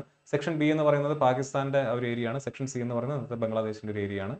അതിനെ ഈ ഒരു രീതിയിൽ പാർട്ടീഷൻ അല്ല, തരംതിരിക്കാനായിട്ടാണ് എന്ത് പറയുന്നത് ക്യാബിനറ്റ് മിഷൻ പറയുന്നത് മാർച്ച് 1946. അതിനുശേഷം എന്ത് സംഭവിച്ചു? ജൂലൈ 1947 ഇന്ത്യൻ ഇൻഡിപെൻഡൻസ് ആക്ട് വന്നു. നമുക്ക് ചരിത്രത്തിൽ നമുക്ക് അറിയാവുന്നതാണ്. ജിന്നയുടെ ഡയറക്റ്റ് ആക്ഷൻ ഡേ വരുന്നു, നെഹ്റുവിന്റെ പത്രസമ്മേളനം നടക്കുന്നു, ഇന്ത്യ വിഭജനത്തിലേക്ക് നയിക്കുന്നു, വിഭജനം നടക്കുന്നു, ഇന്ത്യൻ ഇൻഡിപെൻഡൻസ് ആക്ട് വരുന്നു. ഇന്ത്യൻ ഇൻഡിപെൻഡൻസ് ആക്ട് എന്താണ് ആക്ച്വലി ഉണ്ടാക്കിയത്? 2 പുതിയ ഡൊമീനിയൻസിനെ ഉണ്ടാക്കുന്നു. ഒന്ന് ഇന്ത്യ, മറ്റൊന്ന് പാകിസ്ഥാൻ. പാകിസ്ഥാനിനെ തന്നെ പാകിസ്ഥാൻ എന്നും ഈസ്റ്റ് പാകിസ്ഥാൻ എന്നും വെസ്റ്റ് പാകിസ്ഥാൻ എന്നുള്ള രീതിയിൽ 2ആയിട്ട് ഡിവൈഡ് ചെയ്യാം. അതിലൊന്ന് ഇന്ന് ബംഗ്ലാദേശായിട്ട് മാറി. ഇതാണ് ജൂലൈയിൽ നടക്കുന്നത്. ഇനി അതിനുശേഷം എന്ത് സംഭവിച്ചു? ഒക്ടോബർ 1947 ഇൻസ്ട്രുമെന്റ് ഓഫ് അസെഷനിലൂടെ, ഒക്ടോബർ 1947 എന്ന് പറയുമ്പോൾ ഇന്ത്യക്ക് സ്വാതന്ത്ര്യം കിട്ടി, ഇന്ത്യൻ ഭരണഘടന നിലവിൽ വന്നിട്ടില്ല. ഇൻസ്ട്രുമെന്റ് ഓഫ് അസെഷനിലൂടെ നമ്മൾ എന്ത് ചെയ്യുന്നു? ജമ്മു കാശ്മീരിലെ മഹാരാജയായിട്ടുള്ള ഹരി സിംഗിന്റെ അടുത്തുനിന്ന് ഇൻസ്ട്രുമെന്റ് ഓഫ് അസെഷൻ എന്ന് പറയുന്ന ഒരു ലീഗൽ ഡോക്യുമെന്റ് സൈൻ ചെയ്തിട്ട് കശ്മീരിനോട് ഇന്ത്യയുടെ ഭാഗമാക്കാനായിട്ട് പറയുന്നു. പക്ഷെ അവിടെ കശ്മീരിന് ചില സ്പെഷ്യൽ അധികാരങ്ങളൊക്കെ കൊടുക്കുന്നുണ്ട്. 370 ആർട്ടിക്കിൾ 370 അതിന്റെ ഭാഗമായിട്ട് വന്നിട്ടുള്ളതാണ്. ഇതാണ് 2019 ഭേദഗതിയിലൂടെ 370 എന്ന് പറയുന്ന ആർട്ടിക്കിൾസിനെ അബ്രഗേറ്റ് ചെയ്ത് കളഞ്ഞു. കശ്മീരിന്റെ സ്പെഷ്യൽ സ്റ്റാറ്റസ് കംപ്ലീറ്റ് എടുത്ത് കളഞ്ഞിട്ട് ജമ്മു ആൻഡ് കശ്മീരിനെയും ലഡാക്കിനെയും 2 യൂണിയൻ ടെറിട്ടറി ആക്കി മാറ്റിയത്. ഓക്കെ, ഒക്ടോബർ 1947 കശ്മീരിനെ ഇന്ത്യയുടെ ഭാഗമാക്കി മാറ്റുന്നു. ഇന്ത്യ ഇൻഡിപെൻഡന്റ് ആയി കഴിഞ്ഞു. അടുത്ത ടൈം ലൈൻ എന്താണ്? ഫെബ്രുവരി 1948 ഇന്ത്യയോട് ചേരാൻ ഈ പറഞ്ഞ പോലെ വിസമ്മതം കാണിച്ച് നിന്നിരുന്ന ജുനഗഡിൽ ഒരു ഹിതപരിശോധന നടത്തുന്നു, പ്ലെബിസൈറ്റ് നടത്തുന്നു. അതിന്റെ ഭാഗമായിട്ട് ഫെബ്രുവരി 1948 ജുനഗഡിനെ എന്താക്കി മാറ്റുന്നു? ഇന്ത്യയുടെ ഭാഗമാക്കി മാറ്റുന്നു. ആണ് ജുനഗഡിൽ സംഭവിച്ചത്. ഫെബ്രുവരി 1948. ഇപ്പോഴും ഭരണഘടനാ അസംബ്ലി പാരലായിട്ട് നടന്നുകൊണ്ടിരിക്കുകയാണ്. ഇനി അടുത്തെന്ത് സംഭവിച്ചു? ജൂൺ 1948 ഇന്ത്യയിലുള്ള സംസ്ഥാനങ്ങൾ എങ്ങനെയൊക്കെയാണ് ഫോം ചെയ്യേണ്ടത് എന്നതിനെ പറ്റി ഡിസ്കസ് ചെയ്യുന്നതിന് വേണ്ടി ഒരു ദർ കമ്മീഷനെ എന്ത് ചെയ്യുന്നു? അപ്പോയിന്റ് ചെയ്യുന്നു.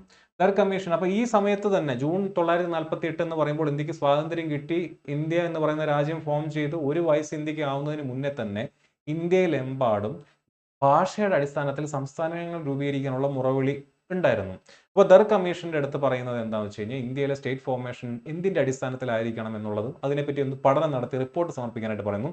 ദർ കമ്മീഷൻ പറയുന്നു ലിംഗ്വിസ്റ്റിക് ബേസിസ് അഥവാ ഭാഷാടിസ്ഥാനത്തിൽ രാജ്യങ്ങളെ അല്ലെങ്കിൽ സംസ്ഥാനങ്ങളെ ഫോം ചെയ്യുന്നത് purely on solely on linguistic basis, ഭാഷാടിസ്ഥാനത്തിൽ മാത്രം സംസ്ഥാനങ്ങളെ ഫോം ചെയ്യുന്നത് ഇപ്പോഴത്തെ സാഹചര്യത്തിൽ രാജ്യത്തിന് ഗുണകരമായിരിക്കില്ല എന്നാണ് ദർ കമ്മീഷന്റെ നിർദ്ദേശം, അല്ലെങ്കിൽ ദർ കമ്മീഷൻ മുന്നോട്ട് വെച്ചിട്ടുള്ള അവരുടെ വീക്ഷണം. കാരണം മറ്റൊന്നുമല്ല, ഇന്ത്യ എന്ന് പറയുന്ന രാജ്യം നമ്മൾ ഈ പറയുന്ന നാനാത്വത്തിൽ ഏകത്വം എന്നൊക്കെ പറയുന്നുണ്ടെങ്കിലും ഒരു വിഭജനം കഴിഞ്ഞ് ഈ പറഞ്ഞ ലക്ഷോപലക്ഷം ആളുകൾ അതിൻ്റെ കൊല്ലപ്പെട്ട് അതിൻ്റെ മുറിവുകൾ ഉണങ്ങിത്തീരുന്നതിനേക്കാളും മുന്നേ ഇനിയും ഭാഷ അല്ലെങ്കിൽ എന്തെങ്കിലും ഒരു എന്തെങ്കിലും ഒരു അടിസ്ഥാനത്തിൽ ഈ പറയുന്ന രാജ്യത്തെ മുറിക്കുക എന്ന് പറയുന്നത് നല്ലതല്ല എന്നായിരുന്നു ദർ കമ്മീഷന്റെ റിപ്പോർട്ട് പറഞ്ഞിരുന്നത് ജൂൺ 1948. അതിനുശേഷമാണ് നമ്മൾ ആരെ പിടിച്ചെടുക്കുന്നത്? സെപ്റ്റംബർ 1948 ഓപ്പറേഷൻ പോളോയിലൂടെ നമ്മൾ ഹൈദരാബാദിനെ ഇന്ത്യയുടെ ഭാഗമാക്കി മാറ്റുന്നു. സർദാർ വല്ലഭായ് പട്ടേലാണ് അതിന് നേതൃത്വം കൊടുത്തിരുന്നത്. ഓക്കെ, അങ്ങനെ ഇന്ത്യയുടെ കൂടെ ചേരാൻ വിസമ്മതം കാണിച്ചിരുന്ന ജുനഗഡ്, അതുപോലെ തന്നെ ഹൈദരാബാദ്, കശ്മീർ, ഇതെല്ലാം ഈ പറയുന്ന രീതിയിൽ ഇന്ത്യയിലേക്ക് കടന്നു വരുന്നു. അപ്പോൾ സെപ്റ്റംബർ 1948 ആയപ്പോഴേക്കും ഈ 3 ഭാഗങ്ങൾ ഇന്ത്യയുടെ ഭാഗമായിട്ട് മാറി. ഇനി ഡിസംബർ 1948 സെപ്റ്റംബർ കഴിഞ്ഞ് ഡിസംബർ 1948 JVP കമ്മിറ്റി ഫോം ചെയ്യുന്നു. JVP കമ്മിറ്റി എന്ന് പറയുന്നത് നമ്മുടെ ഇന്ത്യൻ നാഷണൽ കോൺഗ്രസ് ഫോം ചെയ്തിട്ടുള്ള ഒരു കമ്മിറ്റിയാണ്. ജവഹർലാൽ നെഹ്റുവും വല്ലഭായ് പട്ടേലും പോറ്റി ശ്രീരാമല്ലും കൂടെ ചേർന്ന് ഫോം ചെയ്തിട്ടുള്ള ഒരു കമ്മിറ്റിയാണ്. ഈ കമ്മിറ്റിയും ഭാഷാടിസ്ഥാനത്തിലുള്ള സംസ്ഥാനങ്ങളുടെ രൂപീകരണത്തെ എതിർക്കുകയാണ് ഉണ്ടായത്. അപ്പോൾ ദാർ കമ്മീഷനും JVP കമ്മിറ്റിയും ഭാഷാടിസ്ഥാനങ്ങളിൽ സംസ്ഥാനങ്ങൾ രൂപീകരിക്കപ്പെടുന്നതിനെ എതിർത്തിരുന്ന കമ്മിറ്റികളായിരുന്നു എന്നുള്ള കാര്യം കൂടെ ഓർത്തിരിക്കുക. ഇനി ഡിസംബർ 1948 അത് സംഭവിക്കുന്നു. അതിനുശേഷം ജനുവരി 1950 ഇന്ത്യൻ ഭരണഘടന നിലവിൽ വരുന്നു. ഇന്ത്യൻ ഭരണഘടന നിലവിൽ വരുമ്പോൾ ഇന്ത്യൻ ഭരണഘടനയിൽ part A, part B, part C, part D എന്നിങ്ങനെ 4 രീതിയിൽ സംസ്ഥാനങ്ങളെ തരംതിരിച്ചിരിക്കുന്നതായിട്ട് നമുക്ക് കാണാനായിട്ട് സാധിക്കും. ഓക്കെ, അപ്പോൾ അത് ഓർത്തിരിക്കുക. ഇന്ത്യൻ ഭരണഘടന നിലവിൽ വരുമ്പോൾ സംസ്ഥാനങ്ങൾക്ക് എത്ര തരത്തിലുള്ള ക്ലാസിഫിക്കേഷൻസ് ഉണ്ടായിരുന്നു? 4 തരത്തിൽ. ഇന്ന് നമുക്ക് ആകെ സംസ്ഥാനം, സ്റ്റേറ്റ് ആൻഡ് യൂണിയൻ ടെറിട്ടറി എന്ന് പറഞ്ഞാൽ 2 ക്ലാസിഫിക്കേഷൻ ഉള്ളൂ. അന്ന് 4 തരത്തിൽ സംസ്ഥാനങ്ങളെ ക്ലാസിഫൈ ചെയ്തിരുന്നതായിട്ട് നമുക്ക് കാണാനായിട്ട് സാധിക്കും. അതാണ് ജനുവരി 1950 സംഭവിച്ചത്. പക്ഷെ അപ്പോഴും ഈ പറയുന്ന part A, part B, part C and part D ഈ 4 ക്ലാസിഫിക്കേഷനും ഭാഷാടിസ്ഥാനത്തിലുള്ളതായിരുന്നില്ല. അപ്പോൾ അതിനു വേണ്ടി വീണ്ടും മുറവിളി കൂട്ടുന്ന ഒരു അവസ്ഥ ഉണ്ടാവുന്നു. അതിന്റെ ഭാഗമായിട്ട് ഒക്ടോബർ 1942 പോറ്റി ശ്രീരാമല്ലു എന്ത് ചെയ്യുന്നു? പട്ടിണി കിടന്ന് മരിക്കുന്ന ഒരു സാഹചര്യം ഉണ്ടാവുന്നതായിട്ട് നമുക്ക് കാണാനായിട്ട് സാധിക്കുന്നുണ്ട്. അപ്പോൾ അദ്ദേഹത്തിന്റെ മരണം ഈ പറഞ്ഞ പോലെ ആന്ധ്ര സംസ്ഥാനം രൂപീകരിക്കണം, ഭാഷാടിസ്ഥാനത്തിൽ ആന്ധ്ര സംസ്ഥാനം രൂപീകരിക്കണം എന്ന് പറഞ്ഞുകൊണ്ടാണ് അദ്ദേഹം എന്ത് ചെയ്യുന്നത്? മരിക്കുന്നത്, പട്ടിണി കിടന്ന് മരിക്കുകയാണ് ഉണ്ടാവുന്നത്. അപ്പോൾ അത് ഈ പറഞ്ഞ പോലെ ഭയങ്കര പ്രശ്നങ്ങൾ ഉണ്ടാക്കുന്നു. അതിന്റെ ഭാഗമായിട്ട് എന്ത് ചെയ്യുന്നു? 1 വർഷത്തോളം നീണ്ടു നിൽക്കുന്ന പ്രക്ഷോഭങ്ങളുടെ ഭാഗമായിട്ട് ഒക്ടോബർ 1953 അതായത് ഇദ്ദേഹം മരണപ്പെട്ട് 1 വർഷം കഴിയുമ്പോൾ ആദ്യമായിട്ട് ഭാഷാടിസ്ഥാനത്തിൽ ആന്ധ്ര സ്റ്റേറ്റ് എന്ത് ചെയ്യുന്നു? രൂപീകരിക്കുന്നു. Formation of Andhra state. ഇനി ആന്ധ്ര രൂപീകരിക്കപ്പെട്ട് കഴിഞ്ഞ് 2 മാസം കഴിയുമ്പോഴേക്കും അടുത്ത കമ്മിറ്റീനെ ജവഹർലാൽ നെഹ്റു അപ്പോയിന്റ് ചെയ്യുകയാണ്, ഫസൽ അലി കമ്മീഷൻ. ഫസൽ അലി കമ്മീഷൻ്റെ അടുത്ത് പറയുന്നത് നിങ്ങൾ എന്ത് ചെയ്യണം? ഈ പറഞ്ഞ പോലെ ഭാഷാടിസ്ഥാനത്തിൽ രാജ്യം ഫോം ചെയ്യണം, അല്ലെങ്കിൽ സംസ്ഥാനങ്ങൾ ഫോം ചെയ്യുന്നതിന്റെ ഫീസിബിലിറ്റി, അതിന്റെ സാധ്യതകളെ പറ്റിയിട്ടൊന്ന് മനസ്സിലാക്കണമെന്ന് പറയുന്നു. ഫസൽ അലി കമ്മീഷൻ പറയുന്നത് നിങ്ങൾ തീർച്ചയായിട്ടും എന്ത് ചെയ്യണം? ഭാഷാടിസ്ഥാനത്തിൽ സംസ്ഥാനങ്ങളെ രൂപീകരിക്കണം, അല്ലാന്നുണ്ടെങ്കിൽ ഇത്തരത്തിലുള്ള അനിഷ്ട സംഭവങ്ങൾ സംഭവിക്കാം എന്ന് പറയുന്നു. ഓക്കെ, അതാണ് നമ്മുടെ ഡിസംബർ 1953 ഫസൽ അലി കമ്മീഷൻ മുന്നോട്ട് വെച്ചിട്ടുള്ള കാര്യങ്ങൾ. ഇനി അതിന്റെ ഭാഗമായിട്ട് 1956 ഫസൽ അലി കമ്മീഷന്റെ റിപ്പോർട്ട് വരുന്നത് 55-ലാണ്. ഫസൽ അലി കമ്മീഷന്റെ റിപ്പോർട്ടിനെ അടിസ്ഥാനമാക്കിക്കൊണ്ട് 1956 സ്റ്റേറ്റ് റീഓർഗനൈസേഷൻ ആക്ട് വരുന്നു. സ്റ്റേറ്റ് റീഓർഗനൈസേഷൻ ആക്ട് വരുന്നതിന്റെ ഭാഗമായിട്ട് 14 സംസ്ഥാനങ്ങളും 6 യൂണിയൻ ടെറിട്ടറികളുമാണ് അന്ന് ഫോം ചെയ്യുന്നത്. അപ്പോൾ part A, part B, part C, part D ആ ക്ലാസിഫിക്കേഷൻസ് കംപ്ലീറ്റ് എടുത്ത് കളഞ്ഞ് സംസ്ഥാനങ്ങൾ യൂണിയൻ ടെറിട്ടറി എന്ന് പറയുന്ന ക്ലാസിഫിക്കേഷൻസ് ആക്കി മാറ്റി. അതിലെ 14 സംസ്ഥാനങ്ങളും 6 UTസും ആണെന്ന് ഫോം ചെയ്തത്. 1956 കേരളം ഉൾപ്പെടെയുള്ള സംസ്ഥാനങ്ങൾ ഫോം ചെയ്ത കാര്യം നിങ്ങൾക്ക് അറിയാവുന്നതാണ്. 1960 മഹാരാഷ്ട്രയും ഗുജറാത്തും ഫോം ചെയ്യുന്നു. അത് ബോംബെ റീഓർഗനൈസേഷൻ ആക്ടിലൂടെയാണ് ആ രാജ്യം ഫോം ചെയ്യുന്നത്. ഇനി 1956 ഫോം ചെയ്യപ്പെട്ട ഏക വടക്ക് കിഴക്കൻ സംസ്ഥാനം എന്ന് പറയുന്നത് ആസാമാണ്. ആസാം മാത്രമാണ് 56 ഉണ്ടായിരുന്നത്. പിന്നീടാണ് മറ്റ് എല്ലാ സംസ്ഥാനങ്ങളും ഫോം ചെയ്യുന്നത്. 61 ഗോവ, ദാമൻ ആൻഡ് ദിയു തുടങ്ങിയവയ്ക്ക് യൂണിയൻ ടെറിട്ടറി സ്റ്റാറ്റസ് കൊടുക്കുന്നു. ഓപ്പറേഷൻ വിജയിലൂടെ ഗോവ നമ്മൾ പോർച്ചുഗീസുകാരുടെ കയ്യിൽ നിന്ന് പിടിച്ചെടുക്കുന്നു. അപ്പോൾ 1510 നമ്മുടെ ഗോവ പോർച്ചുഗീസുകാരുടെ കയ്യിൽ വന്നപ്പെട്ടതാണ്. ഇന്ത്യക്ക് ഇൻഡിപെൻഡൻസ് കിട്ടിയപ്പോൾ ഇന്ത്യ ഒരുപാട് അംബാസിഡേഴ്സിനെയും ഒരുപാട് ഈ പറഞ്ഞ പോലെ കമ്മീഷൻസിനെയൊക്കെ അയക്കുന്നുണ്ട് പോർച്ചുഗീസുകാരുടെ അടുത്ത്, ഞങ്ങൾക്ക് ഗോവ വിട്ടു തരണം എന്ന് പറയുന്നത്. അപ്പോൾ ഗോവ പോർച്ചുഗീസുകാർ എന്ന് പറയുന്ന മറുപടി എന്താ വെച്ച് കഴിഞ്ഞാൽ, ഞങ്ങൾ 1510 ഗോവയുടെ ഭാഗം പോർച്ചുഗീസിന്റെ ഭാഗമായിട്ട് ഗോവയെ ഞങ്ങൾ പിടിച്ചെടുത്തതാണ്. ഇന്ത്യ എന്ന് പറയുന്ന രാജ്യം ഫോം ചെയ്തിട്ട് 1 വർഷം പോലും ആയിട്ടില്ല, നിങ്ങൾ എന്താണ് ഈ പറയുന്നത് എന്നൊക്കെ പറഞ്ഞു. അപ്പോൾ അതിന്റെ ഭാഗമായിട്ട് നമ്മൾ എന്ത് ചെയ്യുന്നു? കുറേ ഇങ്ങനെ നെഗോഷിയേഷൻസ് നോക്കി നടക്കാതായപ്പോൾ നമ്മൾ ഒരു ഓപ്പറേഷനിലൂടെ അവിടുത്തെ ഈ പറയുന്ന വൈസ്രോയെ തോൽപ്പിക്കുകയും ആ രാജ്യത്തെ പിടിച്ചെടുക്കുകയാണ് ചെയ്യുന്നത്. ഗോവ എന്ന് പറയുന്നത് പിടിച്ചെടുക്കുന്നു. ആദ്യമേ അതിന് യൂണിയൻ ടെറിട്ടറി സ്റ്റാറ്റസ് കൊടുക്കുകയാണ് ചെയ്യുന്നത്. ഇനി 1963 പുതുച്ചേരി, നമ്മുടെ പോണ്ടിച്ചേരി ഫോം ചെയ്യുന്നു. പോണ്ടിച്ചേരി ഓൾറെഡി 1954 നവംബർ 1 തന്നെ ഫ്രഞ്ച് ഇന്ത്യയുടെ കയ്യിൽ ഏൽപ്പിച്ചിട്ട് പോയതാണ്. പക്ഷെ അതിന് കുറെ ലീഗൽ ഫോർമാലിറ്റീസ് ഉണ്ടായിരുന്നു. ആ ലീഗൽ ഫോർമാലിറ്റീസ് ഒക്കെ പാരീസിൽ അത് തീർന്നു വന്നപ്പോൾ ലേറ്റായി. അതുകൊണ്ടാണ് 1963 എന്ത് ചെയ്യാൻ പറ്റുള്ളൂ, പോണ്ടിച്ചേരിയെ ഇന്ത്യയുടെ ഭാഗമാക്കാനായിട്ട് പറ്റുള്ളൂ. 1963 തന്നെ നാഗാലാൻഡ് എന്ന് പറയുന്ന സംസ്ഥാനം, വടക്ക് കിഴക്കൻ സംസ്ഥാനം രൂപീകരിക്കുന്നു. ആസാമിലെ നാഗാ ഹില്ലിലും അതുപോലെ തന്നെ ട്വാൻസാങ് എന്ന് പറയുന്ന ഏരിയ ഒക്കെ ആസാമിൽ നിന്നും കീറി മുറിച്ചിട്ടാണ് നാഗാലാൻഡ് എന്ന് പറയുന്ന സ്ഥലം ഫോം ചെയ്യിക്കുന്നത്.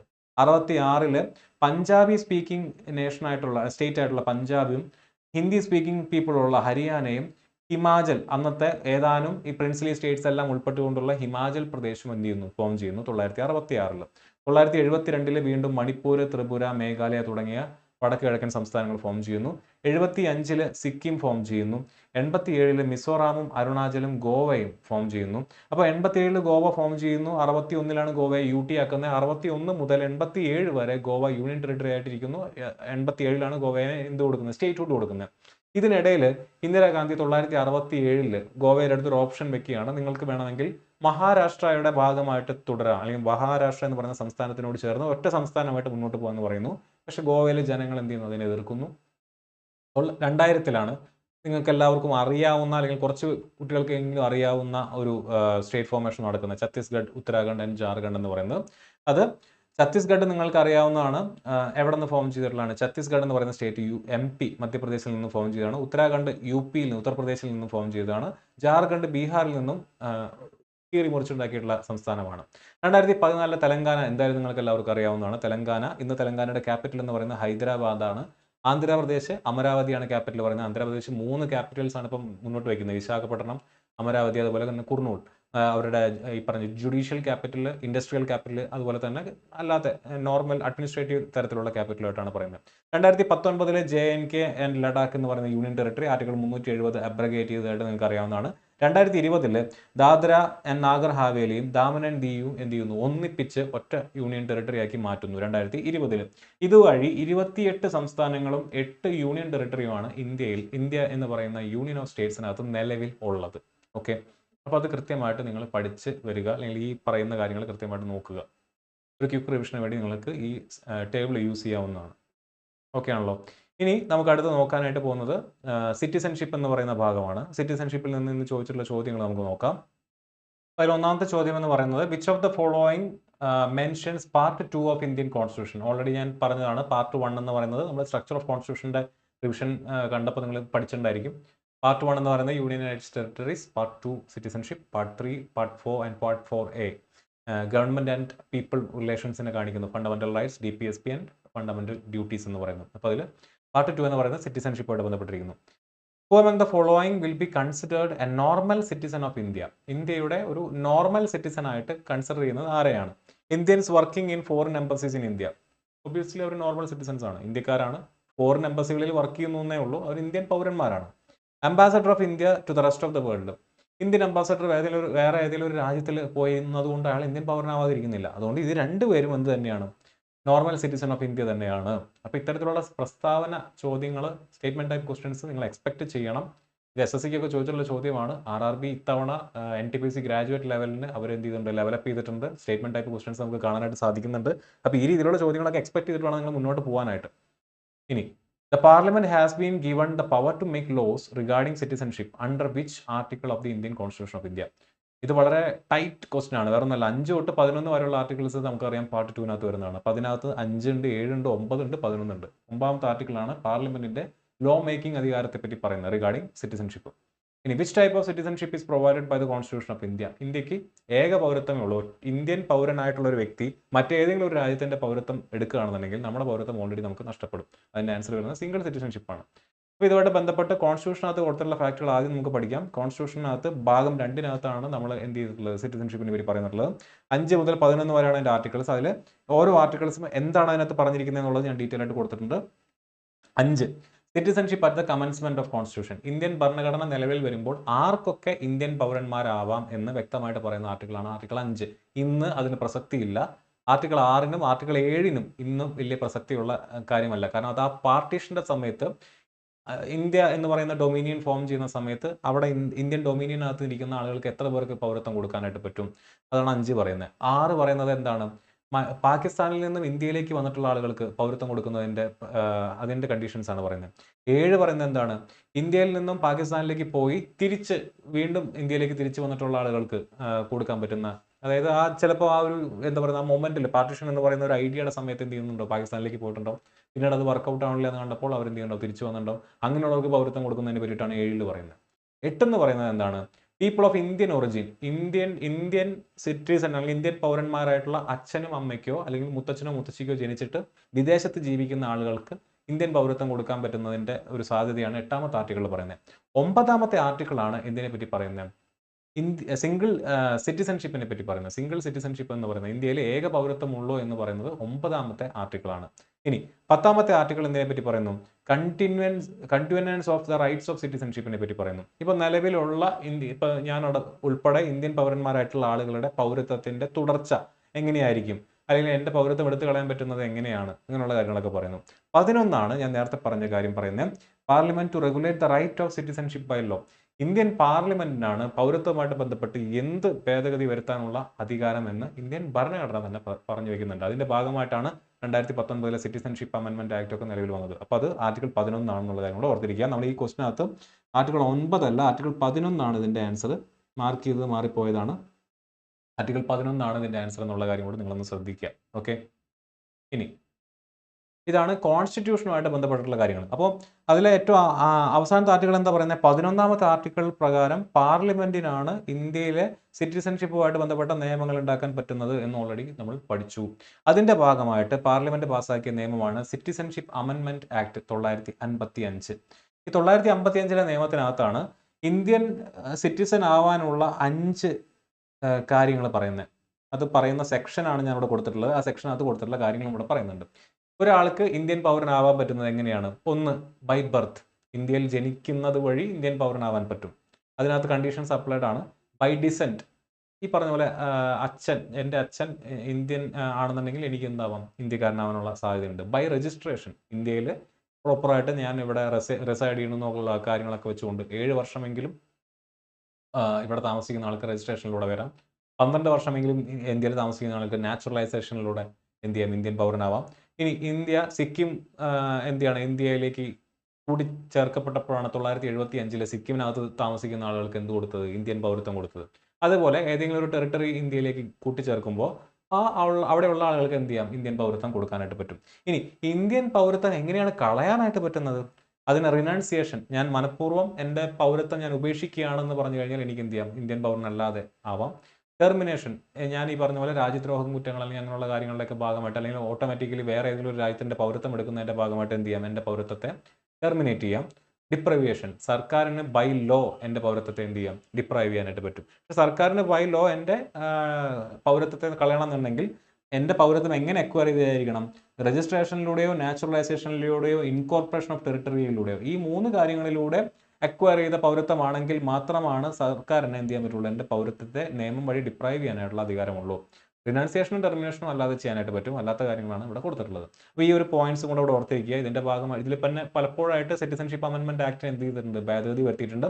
സിറ്റിസൺഷിപ്പ് അമെന്റ്മെന്റ് ആക്ട് വന്ന വർഷം ചോദ്യമായിട്ട് വന്നിട്ടുണ്ട്. സെക്ഷൻസ് ഇതുവരെ ചോദിച്ചിട്ടില്ല, പക്ഷേ ഈ ഒരു കണ്ടീഷൻസ് ചോദിക്കാറുണ്ട്. By birth, by descent, by registration, by naturalisation, by incorporation of territory, അത് ഇതിന് മുന്നേ SSC ചോദിച്ചു കണ്ടിട്ടുണ്ട്. റിനൗൺസിയേഷൻ, ടെർമിനേഷൻ ആൻഡ് ഡിപ്രൈവേഷൻ, ഇതും ഇതിന് മുന്നേ ചോദിച്ചു കണ്ടിട്ടുണ്ട്. സെക്ഷൻസ് ചോദിച്ച് കണ്ടിട്ടില്ല. പഠിക്കാൻ പറ്റുന്നവരെന്ത് ചെയ്യുക, ഒന്ന് പഠിച്ചെടുക്കുക. സിറ്റിസൺഷിപ്പ് അമെന്റ്മെന്റ് ആക്ട് 955 ഈ ആക്ട് നിലവിൽ വരാനായിട്ട് ഇടയായിട്ടുള്ള കാരണം ഞാൻ ഓൾറെഡി പറഞ്ഞു. Article 11 part 2.